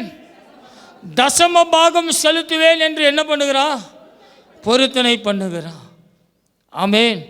இந்த கால வேளையில் உங்கள்கிட்ட ஆண்டவர் சொல்கிற ஒரு காரியம், தசம பாகம் கொடுப்பேன் என்று பொருத்தனை பண்ணி கொள்ளுங்கள். ஆமென். ஹல்லேலூயா, ஹல்லேலூயா, ஹல்லேலூயா. தசம பாகம் செலுத்துவதனால ஏதோ ஒன்று நினச்சிடாதீங்க. பொருத்தனையில் பல பொருத்தனைகள் இருக்குது. சபை உபதேசத்தினால தசம பாகத்தை குறித்து உங்களோடு கூட பேசி கொண்டு இருக்கிறேன். ஆமென். பாருங்க, இவன் சொல்கிற ஒரு காரியம், ஆண்டவரிடத்தில், ஆண்டவரே உமக்கு நான் தசம பாகம் செலுத்துவேன் என்று சொல்லி பொருத்தனை பண்ணி கொண்டு என்ன பண்ணுறான்? தன்னுடைய லாபான் வீட்டுக்கு அவன் கடந்து செல்லுகிறான். ஆனால் லாபான் மாமனாக இருந்தாலும் யாக்கோபுக்கு அவன் எப்படி இருந்தான்? யமனாக இருந்தான். ஆமென். ஹல்லேலூயா. ரொம்ப கஷ்டங்க, ரொம்ப கஷ்டங்க. என்ன சிரிப்பு பாருங்கள் இந்த சைடில் எல்லாம் இருக்கும். ரொம்ப கஷ்டங்க. சமாளிக்கிறது ரொம்ப கஷ்டம். எத்தனை முறை சம்பளத்தை மாற்றினாலும் ஆண்டவர் யாக்கோபோடு இருந்தார். ஆமென், ஹல்லேலூயா. என்னென்னமோ பண்ணி பார்க்குறான். வேண்டாத ஆடு, பிரோஜனம் இல்லாத ஆடெல்லாம் கொண்டு வந்து போடுவான். அதை எல்லாத்தையும் யாக்கோபு ஆண்டவர் கிட்ட அவன் செய்த பொருத்தனையினால் நெளிந்து நறுங்கி கிடக்கிறதெல்லாம் எப்படி மாறுது? செழிப்பாய் மாறுது. ஆமென், செழிப்பாய் மாறுது. அது மாத்திரமல்ல, அவனுடைய எல்லா எல்லைகளையும் தேவன் என்ன பண்ணார்? ஆசீர்வதிக்க ஆரம்பித்தார். ஆமென். நெருக்கங்கள் எங்கு வருதோ அங்கே தான் பெருக்கங்களை தேவன் கொண்டு வருவார். உன் வாழ்க்கையில் நெருக்கங்கள் வருமானால் ஆண்டவருக்கு நன்றி செலுத்துங்க. ஆண்டவர் உங்களை பெருக்கத்துக்கு கொண்டு போகிறாருன்னு அர்த்தம். ஆமென். யாக்கோபு அது வரைக்கும் லாபானு உள் இருதயத்தை, ஆனால் யாக்கோபு கண்டுபிடிச்சிட்டான் அவனுடைய இருதயத்தை. எப்போ பார்க்குறான் தெரியுமா? அவனை ஆண்டவர் ஆசீர்வதித்ததை பார்க்கும்போது லாபான் என்ன பண்ணுறான்? அவன் மேலே எரிச்சல் அடைகிறான். ஹல்லேலூயா. கர்த்தரோடு கூட நீங்கள் பொருத்தனை பண்ணி காரியத்தை செஞ்சீங்கன்னா உங்கள் கூட இருக்கிறவங்களுடைய கண்ணு வெடித்து போகிற அளவுக்கு தேவன் உங்கள் வாழ்க்கையை மாற்றுவார். ஆமென், ஹல்லேலூயா. பொருத்தனை உண்மை உள்ளதாக இருக்கணும். ஆமென். பொருத்தனை எப்படி இருக்கணும்? உண்மை உள்ளதாக இருக்கணும். கேட்குறது கரெக்டாக கேட்கணும். சும்மா ஒப்புகை சப்பாலாம் கேட்டால் பிரயோஜனமே இருக்காது. யாக்கோபு வாழ்க்கையில் வெறுமையாக போனாங்க. அவன் தேவனிடத்தில் பொருத்தனை செய்த பின்பு அவன் திரும்பி வரும்போது எப்படி வருகிறான் தெரியுமா? கர்த்தர் அவனை இரு பரிவாரங்களோடு 1000 மடங்கான ஆசீர்வாதங்களோடு அவன் திரும்பி வருகிறான். ஆமென். வெறும் கோலாய் அவன் கடந்து சென்றவன், தன்னுடைய வாழ்க்கையில் என்ன நடக்கும்னு தெரியாமல் ஓடின அவனோட வாழ்க்கையை தேவன் ஆசீர்வதித்து அவனுக்கு, யாக்கோபுக்கு தேவன் தந்த காரியம் என்ன தெரியுமா? 3 காரியம். ஒன்று, கனம், ஐஸ்வர்யத்தையும் தந்து தேவன் அவன் தன்னுடைய எல்லா காரியங்களும் தேவன் சமாதானமாக மாற்றினான். ஏசாவினிடத்தில் வரும்போது எவன் அவனை கொல்ல நினச்சானோ அவனை அரவணைத்தான். ஆமென், ஹல்லேலூயா. ஆனால் யாக்கோபு தேவனுக்கு சொன்னது போலேயே பெத்தேலில் வந்து தேவனை மகிமைப்படுத்தினான். ஆமென், ஹல்லேலூயா. நீ கொடுக்கும் காணிக்கை, நீ கொடுக்கும் பொருத்தனை யாருக்கு செலுத்துகிறாய்? தேவனுக்கு செலுத்துகிறாயா? மனுஷனுக்கு செலுத்துகிறீர்களா? நீ தேவனுக்கென்று தேவனுடைய ஆலயத்திற்கான காரியத்தை நீங்கள் செய்யும் போது உங்கள் பொருத்தனையானது தேவன் கனம் பண்ணுகிறவராய் இருப்பார். ஹல்லேலூயா, ஹல்லேலூயா, ஹல்லேலூயா. பாருங்க, யாக்கோபினுடைய வாழ்க்கையில் தேவன் அவனோடு கூட இருந்ததுனால லாபான் ஒரு நாளும் அவனை மேற்கொள்ள விடாமல் தேவன் அவனை பாதுகாத்தார். ஆமென். இந்த கால வேளையில் ஒரு வேளை உங்கள் வாழ்க்கையில் இல்லை வேலை காரியங்களில் நீங்கள் செய்கிற பிஸ்னஸில் இல்லை உங்கள் குடும்பத்தில் குழப்பம் இருக்கலாங்க. தேவனிடத்தில் இன்றைக்கு தேவனுடைய ஆலயத்தில் அன்னாலை போல யாக்கோபை போல தேவனுடைய சமூகத்தில் இன்று நீங்கள் பொருத்தனை பண்ணி பாருங்கள். தேவன் உங்கள் பொருத்தனைகளை நிறைவேற்ற வல்லமை உள்ளவராய் இருக்கிறார். ஹல்லேலூயா, ஹல்லேலூயா. பொருத்தனை என்பது சாதாரணமானதல்ல. பொருத்தனை என்பது தேவன் உனக்காக யுத்தம் செய்கிற வல்லமை உள்ளவராயிருக்கிறார். ஆமென், ஹல்லேலூயா. சின்ன காரியமாக இருந்தாலும் நீங்கள் செய்த பொருத்தனையில் மிக கவனம் உள்ளவராயிருங்க. பொருத்தனை செய்த தேவன் உங்களுக்கு செய்து முடித்த பின்பு பொருத்தனையை நீங்கள் மறந்து போனீங்கன்னா அதுபோல் ஒரு ஆபத்தான காரியம் மனுஷ வாழ்க்கையில் நம்ம எதிர்பார்க்கவே முடியாது. இன்றைக்கி அநேக நேரம் நான் என் பசங்கள்லாம் பிறக்கும் போது எந்த காரியமும் பேசலையே ஆண்டவர்கிட்ட. எனக்கு பிறந்ததுக்கு நான் என்ன கேட்டனோ அதுதான் ஆண்டவர் செய்வார். போகிறவங்க வரவங்களாம் கேட்டால் அந்த காரியத்தை என்ன பண்ண மாட்டார்? நிறைவேற்ற மாட்டார். பெற்றோர்கள் பிள்ளைகளை எப்படி இருக்கணும்? கவனமாக இருக்கணும். ஆமென். ஏன்னா ஆண்டவர் நமக்கு பிள்ளைகளை குறித்து பெற்றோர்கள் கணக்கு கொடுக்குறவர்களாக இருக்கணும் தேவனுடைய சமூகத்தில். ஹல்லேலூயா, ஹல்லேலூயா, ஹல்லேலூயா. பாருங்கள், பொருத்தனையை தேவன் கனம் பண்ணினதுனால யாக்கோபுனுடைய வாழ்க்கையில் கனத்தை பெற்றான். 2வது, ஐஸ்வர்யத்தை பெற்றான். ஆண்டவரிடத்தில் சொல்கிறான், ஆண்டவரே நான் போய் திரும்பி பத்திரமா வந்தா என் தகப்பன் வீட்டுக்கு சமாதானத்தோடு என்னை திரும்பி வர பண்ணான். தேவன் தன்னோட தகப்பன் வீட்டுக்கு சமாதானத்தோடு கூட திரும்பி வர பண்ணார். ஹல்லேலூயா, ஹல்லேலூயா. இன்றைக்கி ஒருவேளை உங்கள் வாழ்க்கையில் ஒரு தேவையில்லாத காரியமாக இருக்கலாம். அந்த காரியத்தை மேற்கொள்ள முடியாமல் இருக்குமானா தேவனுடைய சமூகத்தில் பொருத்தனை பண்ணுங்க. ஆண்டவரே இந்த காரியத்தில் என் வாழ்க்கையை ஜெயம் கொடுப்பீரானால் உம்முடைய ஆலயத்தில் ஆண்டவரே இந்த காரியத்தை உம்முடைய சமூகத்தில் நான் பொருத்தனை பண்ணுறேன்ப்பா. நான் வந்து என் தகன பலிகளை உம்முடைய பலிபீடத்தில் நான் வைக்கிறேன் என்று பொருத்தனை பண்ணி பாருங்கள். தேவன் இன்றைக்கு ஒரு அற்புதத்தை உங்கள் வாழ்க்கையில் செய்வாருங்க. ஹல்லேலூயா, ஹல்லேலூயா. உன்னுடைய தசம பாகங்களில் மிக கவனமுள்ளவராயிருங்க. ஏன் தெரியுமா? தேவன் அதன் மேல் பிரியமுள்ளவராக இருக்கிறார், பிரியமுள்ளவராக இருக்கிறாருங்க. நீங்கள் தேவனுக்கு செலுத்த வேண்டிய காரியத்தை சரியாக செலுத்தி பாருங்க. தேவன் உங்களுக்காக யுத்தம் செய்கிறது உங்கள் வாழ்க்கையில் நீங்கள் காண முடியும். ஹல்லேலூயா, ஹல்லேலூயா. சின்ன உதாரணம் சொல்கிறேன். நான் வெளியில் இருக்கும் போது முதல் மாதம் நான் வாங்கின சம்பளம் எவ்வளோ தெரியுமா? நான் ஹோட்டலுக்கு போனால் சாப்பிட்ற பில்லே அந்த பில்லு தான். மாதம் சம்பளம் வாங்கும் போது கையில் வாங்கும் போது பார்த்தேன், இந்த இடத்துல நான் உட்காந்து சாப்பிட்ட இடத்துலையா தூக்கி போட்டுட்டு வெளியில் வந்து, ஆண்டவரே எனக்கு இதல்லப்பா, நீங்கள் என்ன ஆசீர்வதிங்க. நான் வேலையை விட்டு வரும்போது என் தேவனுக்கு நான் எவ்வளவு செலுத்தினேன் என்பது எனக்கு தான் தெரியும். ஆமென், ஹல்லேலூயா, ஹல்லேலூயா. எது வந்தாலும் சரிங்க, சம்பளமாக இருக்கட்டும், இன்சென்டிவாக இருக்கட்டும், எது வேணாலும் இருக்கட்டும், ஒரு ரூபா கூட தேவனுக்கு மிஸ் ஆகாது. அதனால தான் இன்றைக்கி வரைக்கும் என் வாழ்க்கையில், என் வாழ்க்கையில் என் பிள்ளைகளை எந்த ஸ்கூலில் படிக்க வைக்கணும்னு நினச்சேனோ அந்த ஸ்கூலில் தேவனே காரியங்களை வாழ்க்கை செய்தேன். அப்போ தான் ஊழியத்தில் உள்ளே வந்து நிற்கிறேன். ஆமென். ஆண்டவர்கிட்ட சொன்னேன், ஆண்டவரே நான் வேலையில் இருக்கும் போது சேர்ப்பேன்னு நினச்சேன். இல்லை ஆண்டவரே, உள்ளே வரும்போது இதே இடத்துல 10 பைசா கூட கொடுக்க மாட்டேன் ஆண்டவர். ஆண்டவர் செய்தாருங்க. ஆமென், ஹல்லேலூயா. கர்த்தர் இடத்துல வைராக்கியமாக இருந்து பாருங்கள். கர்த்தருக்கு கொடுக்குற காரியத்தில் வைராக்கியமாக இருந்து பாருங்கள். கர்த்தர் இன்றைக்கி எவ்வளோ காரியங்கள் செய்கிறார். வேலையில் இருக்கும் போது கூட நான் ஆண்டவருக்கு கொடுத்தது இல்லைங்க.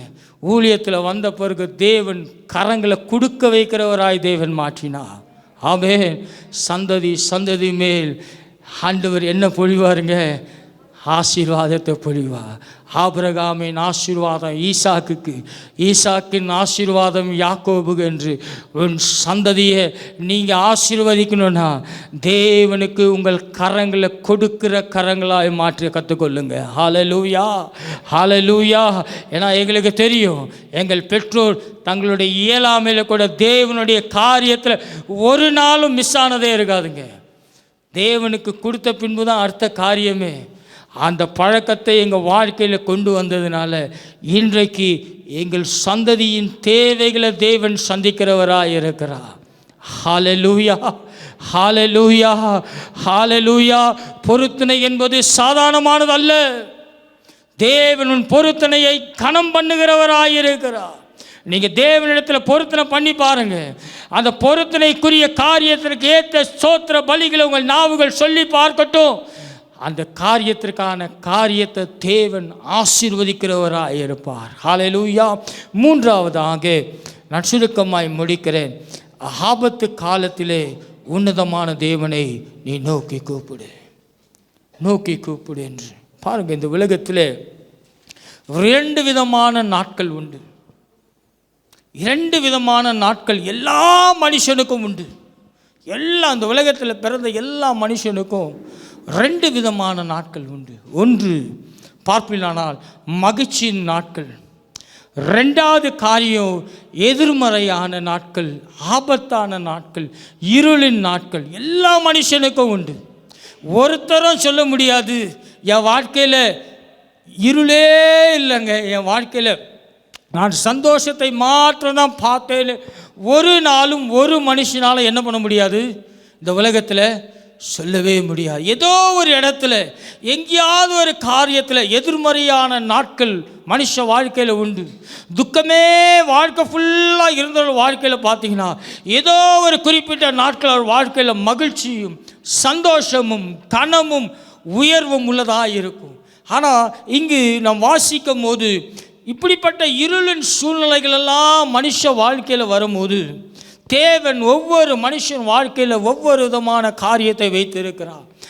ஆபத்து காலத்தில் வரும்போது கர்த்தர் மாத்திரம் ஒரு மனுஷன் வாழ்க்கையில் துணையாக இருப்பாரானால் அவர் அவனை விடுவித்து அவரை மகிமைப்படுத்துகிறவர்களாக இருப்பார்கள். ஹல்லேலூயா, ஹல்லேலூயா. பாருங்க, இங்கே மிக அழகாய் யோவான் 16:33 சொல்லுகிறது, உலகத்திலே உங்களுக்கு உபத்திரம் உண்டு, ஆனாலும் திடன் கொள்ளுங்கள், நான் உலகத்தை ஜெயித்தேன் என்று. ஹல்லேலூயா. ஒரு மனுஷனும் சொல்ல முடியாது நான் சாகிற வரைக்கும் மகிழ்ச்சியாகவே இருப்பேன்னு ஒரு நாளும் ஒரு நாள் என்ன பண்ண முடியாது, சொல்ல முடியாது. ஆமென். என் நாள் எப்போது இப்படியே இருக்குங்க. யோபுனுடைய வாழ்க்கையில் ஒவ்வொரு நாளும் யோபு தன் பிள்ளைகளுக்காக எல்லா காரியத்திலையும் அவன் என்ன பண்ணான், ஆண்டவருக்கு பலிகளை செலுத்தினான். ஆனால் அவனுடைய வாழ்க்கையில் கண்டது என்னது, இருளும் நாட்களை திடீரென்று கண்டான். ஹல்லேலூயா, ஹல்லேலூயா. அப்போ ஆபத்து காலம் வரும், எல்லா மனுஷ வாழ்க்கையில் ஆபத்து காலம் ஒன்று வரும். மிக அழகாய் பிரசங்கியில் சொல்லப்பட்டிருக்கிற காரியமானது, மனுஷன் அநேக வருஷம் ஜீவித்து, பிரசங்கி 11:8 எடுத்தவர்கள் வாசிக்க கேட்கலாம். போராட்டங்களே இல்லைன்னு சொல்கிற ஒரு மனுஷனும் இந்த உலகத்தில் இருக்க முடியாதுங்க. வியாதி இல்லை, எனக்கு வியாதியே வராது, எனக்கு பலவீனமே வராது, எனக்கு துன்பமே வராதுன்னு ஒரு நாளும் ஒரு ஆளும் எதுவுமே என்ன பண்ண முடியாது, சொல்ல முடியாது. ஏன்னா ஆண்டவர் சொல்லுகிற ஒரு காரியம், உலகத்தில் உங்களுக்கு என்ன உண்டு, உபத்திரம் உண்டு, ஆனாலும் அவன் நோய் வந்தாலும் அதை மேற்கொள்ள தேவன் நமக்கு கிருபை தருவார். ஆமென், ஹல்லேலூயா. எம்வி ஹாஸ்பிட்டல் வெளியில் அழகான ஒரு வசனம் ஒன்று போட்டிருக்கோம். ராசியர் பேர் சொல்லுவார், டக்கு ஞாபகம் வரல, லிவ் ஹாப்பிலி வித் டயபிட்டிஸ். சர்க்கரை நோய் உள்ளவங்களுக்கு அழகாக போட்டிருப்பாங்கன்னு, லிவ் ஹாப்பிலி வித் டயபிட்டிஸ். அதுபோல் உபத்திரம் உண்டு, ஆனாலும் திடன் கொள்ளுங்கள். ஏன்னா அவர் உலகத்தை ஜெயித்ததுனால நாமும் உலகத்தை ஜெயிப்போம். ஆமென், ஹல்லேலூயா. இன்னைக்கு இல்லைனாலும் ஒரு நாள் தேவன் நம்மளை உயர்த்த வல்லமை உள்ளவராய் இருக்கிறார். ஹல்லேலூயா. இன்னைக்கு ஒருவேளை உன் வாழ்க்கை கேள்விக்குறியாய் இருக்கலாம், ஆனால் இந்த ஆராதனை முடிந்த பிறகு உன்னுடைய கேள்விக்குறிக்கான பதிலை தேவன் வைத்திருப்பார். யாருக்கு தெரியும்? ஆமென், யாருக்கு தெரியுங்க? யாருக்கு தெரிய தேவன் ஒரு மனுஷனுடைய வாழ்க்கையில் என்ன செய்ய போகிறார் என்று மிக அழகாய் சொல்லியிருக்க. வாசிங்க, பிரசங்கி 11:8 சொல்லுகிறது, மனுஷன் அநேக வருஷம் ஜீவித்து அவைகளில் எல்லாம் மகிழ்ச்சியாக இருந்தாலும் அவன் இருளின் நாட்களையும் அவன் இருளின் நாட்களையும் நினைக்க வேண்டும். அவைகள் அநேகமாயிருக்கும், வந்து சம்பவிப்பதெல்லாம் மாயையே.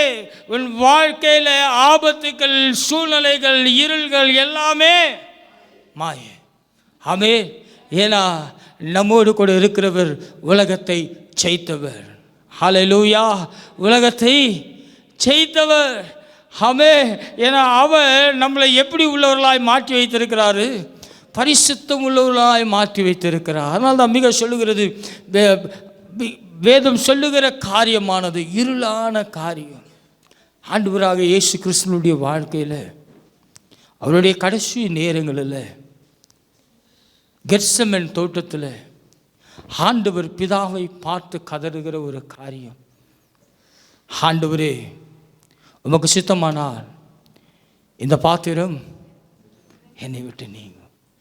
எப்படிப்பட்ட ஆண்டவருங்க! பிதா தன்னுடைய ஒரே பேரான குமாரன் இந்த உலகத்தில் அனுப்பும் போது தொட்டவங்கெல்லாம் சுகமானாங்க, தொட்டதெல்லாம் சுகமானாங்க. கண்ணு தெரியாதவெல்லாம் பார்வை அடைந்தான். செத்துப்போன லாசரு உயிரோடு கூட எழுப்பினார் ஆண்டவர். அது மாத்திரம் இல்லைங்க, இன்னும் சொல்லிக்கொண்டே போகலாம். எத்தனை பேர் விடுதலை ஆனாங்க. ஆனால் அவர் தன்னை ஒப்பு கொடுக்கும் நேரத்தில், இருளின் நேரத்தில் குமாரனாகிய தேவன் பிதாவை நோக்கி, ஆண்டவரே உமக்கு சித்தமானால் இந்த பாத்திரம் என்னை விட்டு நீங்கட்டப்பா. இன்றைக்கி அநேக நேரம் நம்முடைய இருள் சூழ்ந்த வேளையில் நம்ம நினைக்கலாம், நமக்காக பரிந்து பேச யாராவது இருக்கிறா? இல்லைங்க, நமக்காக பரிந்து பேசுகிற பரிசுத்த ஆவியானவர் நம்மோடு கூட இருக்கிறார். அவர் அதுவரைக்கும் கலங்கி அழுதார். பிதா அவரை தேற்றின பின்பு அவர் எழுந்து போய் தன்னை ஒப்பு கொடுத்தார் சிலுவையில். சிலுவையின் வேதனை, இரவு முழுவதும் அவரை அடித்தார்கள். எப்படிப்பட்ட தேவன்!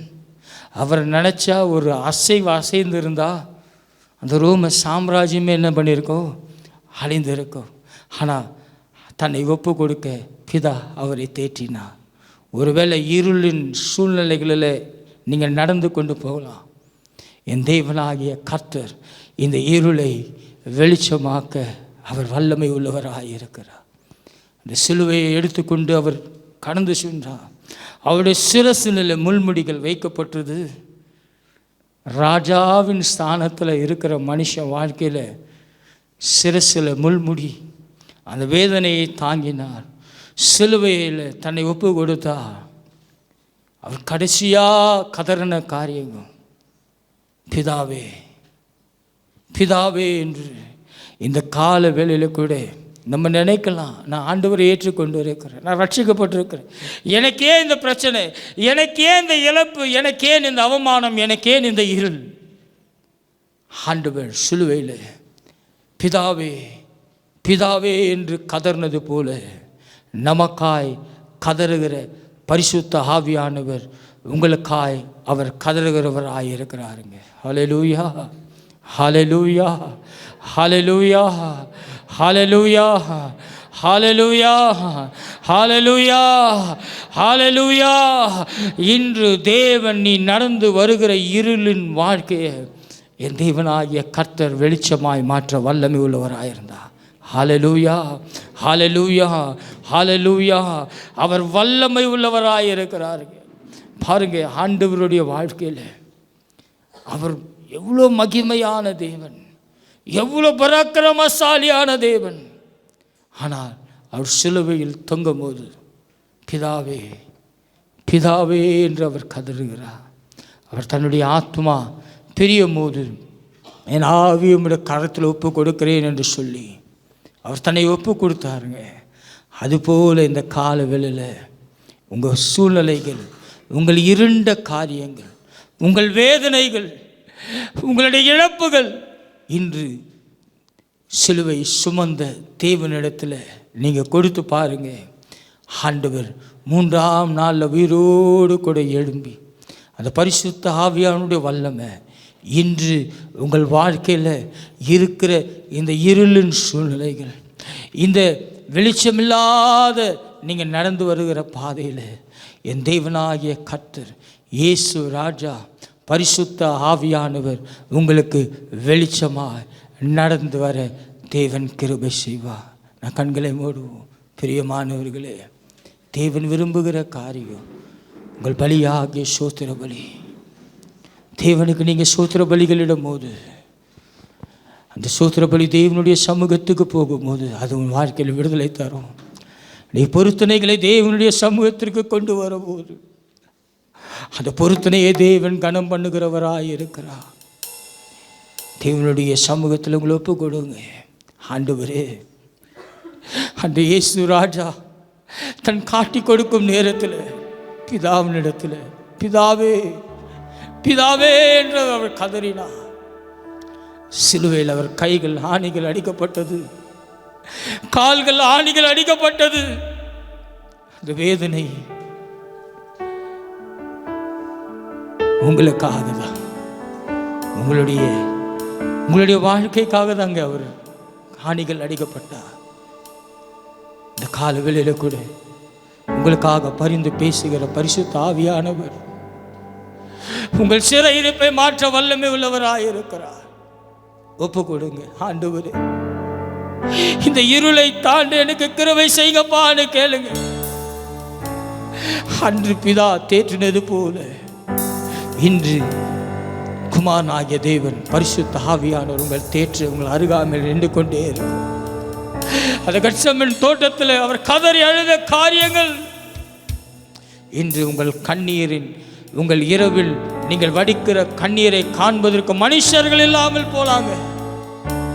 உங்கள் அழைத்த இயேசு உங்கள் அருகாமையில் இருக்கிறார்.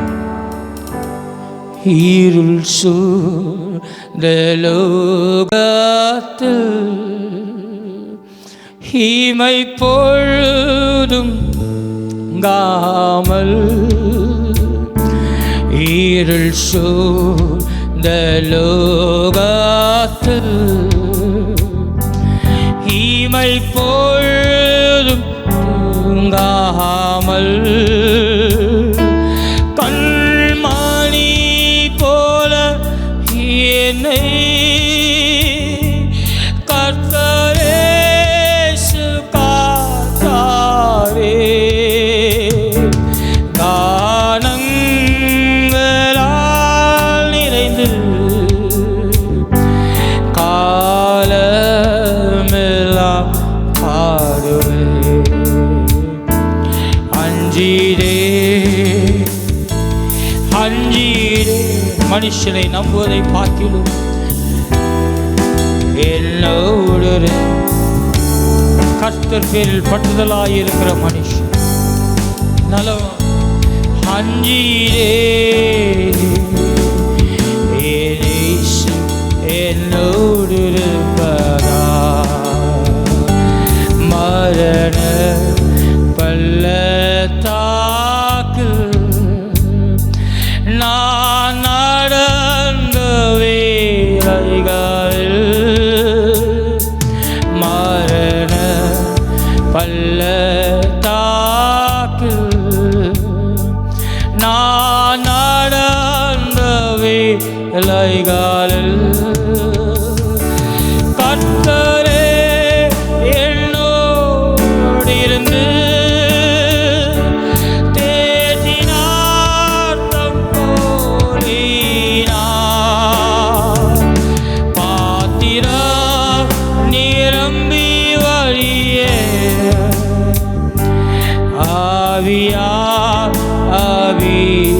அபிஷேகித்தார். அஞ்சீரே அஞ்சி ஒரு நாளும் அஞ்சாது. அவர் இருளின் பாதையில் கடந்து வந்தார். சூழ்நிலைகளை என் தேவன் அறிவார். இதே என்னோடு இருப்பதா. இன்னொரு முறை சொல்லுவோமா? அஞ்சீரே மனுஷனை நம்புவதை பார்க்கிறோம். கர்த்தர் பேரில் பற்றுதலாயிருப்பதே நலம். என்னோடு இருப்பார். இன்று என் இயேசுவை விடுவிக்க வல்லமை உள்ளவராயிருக்கிறார். அஞ்சீரே என்னோடு இருப்பாரா. இன்னொரு முறை சொல்லுவோமா? அஞ்சு உலகத்தில் உங்களுக்கு உபத்திரம் உண்டு, ஆனாலும் தினம் கொள்ளுங்கள், நான் உலகத்தை ஜெயித்தேன் என்று சொன்ன தேவன் இன்று சூழ்நிலைகள் இருளின் சூழ்நிலைகள் மாறுகிறது. அன்றீரே சிலுவையில் உயர்த்தப்பட்ட என் தேவனாகிய கர்த்தரின் ரத்தம் உன்னை விடுவிக்கிறது. அஞ்சீரே அந்த உயிர் தெளிந்த வல்லமாய் இன்று உன் வாழ்க்கையை உயிர்ப்பிக்கும். என்னோடு இருப்பதா. அஞ்சீரே அஞ்சீரே என்னோடு இருப்பதா. என் இயேசு உங்களோடு கூட வருவாருங்க. என் இயேசு உங்களோடு கூட வருவார். அன்று பிதா எப்படி கெத்செமனே தோட்டத்தில் குமாரனை தேற்றினாரோ அதுபோல என் தேவனாகிய கர்த்தர் உங்களை அருகாமையில் தான் நின்று கொண்டு இருக்கிறார். உங்களை தேற்றுவார். உன்னுடைய எல்லா தோல்விகளையும் இந்த ஆராதில் என் தேவனாகிய கர்த்தர் வெற்றியாய் மாற்றுகிறார். நீ இருண்ட சூழ்நிலைகளை இத்தனை வருடம் நடந்து வந்திருக்கலாம். ஆனால் என் தேவன் இன்று இந்த இருளின் சூழ்நிலைகளிலிருந்து அவரே உங்களை விடுதலை ஆக்குகிறவராக இருக்கிறார். அவரே உங்களை விடுதலை ஆக்குகிறவராக இருக்கிறார். அதனால் தான் வேதம் சொல்லுகிற, என்னை நோக்கி கூப்பிடு, நான் உன்னை விடுவிப்பேன் என்று தேவனிடத்தில் கதறுங்க. இது உங்களுடைய நேரம், இது உங்களுடைய நேரம். ஆண்டவரை நல்ல சில நிமிஷம் துதிங்க. இன்றைக்கு தேவனுடைய செய்தியை அவரை துதித்து ஆராதித்து பொருத்தனை செய்து நாம் தேவனுடைய சமூகத்திலிருந்து ஜெயத்தை பெற போகிறோம். நல்ல தேவனை துதிங்க. ஆண்டவரே, இம்மட்டும் காத்த எஜமானனே, இம்மட்டும் வழி நடத்தின எஜமானனே என்று நல்ல வாய்களை திறந்து தேவனை நன்றி சொல்லுங்க. பார்க்கலாம். இக்கட்டான சூழ்நிலைகளை கண்டு கவலைப்படாதீங்க. இக்கட்டான இந்த இருளின் சூழ்நிலைகளை கண்டு ஒரு நாளும் நீ கவலைப்படாதே, இளைத்து போகாதே. என் தேவனாகிய கர்த்தர் அவர் உயிர்த்தெழுந்த வல்லமை இன்று உன்னை உயிர்ப்பிக்க வல்லமை உள்ளதாய் இறங்கி வந்திருக்கிறார். தேவனிடத்தில் உங்களுடைய சூழ்நிலைகளை தேவனிடத்தில் ஒப்புக்கொடுத்துங்க, பொருத்தனை செய்யுங்க. ஆண்டவரே, இந்த காரியத்தில் ஆண்டவரே எனக்கு ஜெயம் கொடுங்கப்பா. உங்களுடைய சமூகத்தில் ஆண்டவரே சர்வாங்க தகன பலிகளோடு வந்து உண்மை நான் நன்றி செலுத்துகிறேன். தேவனுடைய சமூகத்தில் பொருத்தனை பண்ணுங்க. என்ன வேணாலும் இருக்கலாங்க. இன்று என் தேவனாகிய உயிர்த்தெழுந்த வல்லமாய் இன்று உங்களை விடுதலையாக்காது வல்லமை உள்ளதாக இருக்கிறது. நல்ல தேவனுடைய சமூகத்தில் கதறுங்க. ஆண்டவரே, என் குடும்பத்தின் சூழ்நிலைகள் இப்படி இருக்கிறதப்பா, என் குடும்பத்தில் காரியங்கள் இப்படி இருக்கிறது, நான் எவ்வளவு சம்பாதித்தாலும் கடன் மேல் கடன். ஆண்டவரே, இன்றைக்கு ஒரு விடுதலை தாங்கப்பா நீ கேளுங்க. ஆண்டவர் இடத்துல பொருத்தனை பண்ணுங்க. ஆண்டவரே, இனி நான் கடன் வாங்க மாட்டேன் என்று பொருத்தனை பண்ணுங்க. ஆண்டவர் உங்கள் காரியத்தை அவர் நேர்த்தியாய் செய்ய வல்லமை உள்ளவராக இருக்கிறாருங்க. நல்ல தேவனுடைய சமூகத்தில் முட்டி அழுவுங்க. ஒவ்வொரு நாளும் எந்த இடத்துல இருந்தாலும் சரி, தேவனுக்கு சோத்திர பலிகளை நீங்கள் செலுத்திக் கொண்டே இருந்து பாருங்க. உங்களை சுற்றில் இருக்கும் எல்லா கட்டுகளை என் தேவனாகிய கர்த்தர் நீக்குவார். அன்று கெத்செமனே தோட்டத்தில் பிதாவாகிய தேவன் குமாரனை தேற்றினது போல உங்கள் சோத்திர பலிகளினால உங்கள் இருளான காரியத்திலிருந்து என் தேவனாகிய கர்த்தர் உயிர்த்தெழுந்த தேவனுடைய வல்லமை இன்று உங்கள் வாழ்க்கையில் கிரியை செய்கிறத நீங்கள் காண முடியும். மகா இரக்கமும் அன்பும் நிறைந்த அன்பின் பரலோக பிதாவே, இந்த காலவெளியில் கூடப்பா ஆண்டவரே, இந்த செய்தியை கேட்டு கொண்டிருக்கிற ஆண்டவரே ஒவ்வொரு மேலும் ஆண்டவரே கர்த்தாவே ஜெப ஆவியை நீ ஊற்றுங்கப்பா. சோத்திர பலியிட்டு உம்மை ஆண்டவரே மகிமை செலுத்த என்னுடைய பிள்ளைகளுக்கு கிருபை தாங்கப்பா. அவர்கள் செய்த பொருத்தனைகளை நீங்கள் நிறைவேற்றுங்க. இருளான சூழ்நிலைகள் ஒவ்வொரு வாழ்க்கையிலும் மாறினதற்காக நன்றி செலுத்துகிறோம். ஆண்டவரே, நீதிமானுக்கு வரும் துன்பங்கள் அநேகம், ஆனாலும் கர்த்தர் அவர் எல்லாவற்றிலிருந்து விடுவிப்பார் என்ற வாக்குத்தத்தத்தின் பிரகாரம் ஒவ்வொரு வாழ்க்கையிலும் ஆண்டவர் விடுதலை நீ தருவீராக. ஒவ்வொரு என வாழ்த்தி ஆசீர்வதிக்கிறேன். ஒவ்வொரு மேலும் ஆண்டவருடைய கரம் இறங்கட்டும். ஆண்டவர் எல்லா தடையாக இருக்கிற எல்லா தடை கற்கள் நீங்கட்டும். ஒவ்வொரு வாழ்க்கையில் உள்ள எல்லா தடைகள் நீங்கட்டும். ஒவ்வொரு சரீரத்தில் பலவீனங்கள், ஒவ்வொரு சோவீனங்களை என் தேவனாகிய கர்த்தர் இன்று நீ சுகமாக்குவீர். உம்முடைய உயிர்த்தெழுந்த வல்லமை, உம்முடைய கல்வாரியின் இரத்தத்தின் ஆண்டவரே வல்லமை இன்று ஒவ்வொரு சரீரத்தின் மேல் ஊற்றப்படட்டும். ஆண்டவரே, ஒவ்வொரு வாழ்க்கையில் விடுதலை தருவீராக. வாழ்த்தி ஆசீர்வதிக்கிறேன். இயேசுவின் நாமத்தினால் ஜெபிக்கிறோம் பிதாவே. ஆமென்.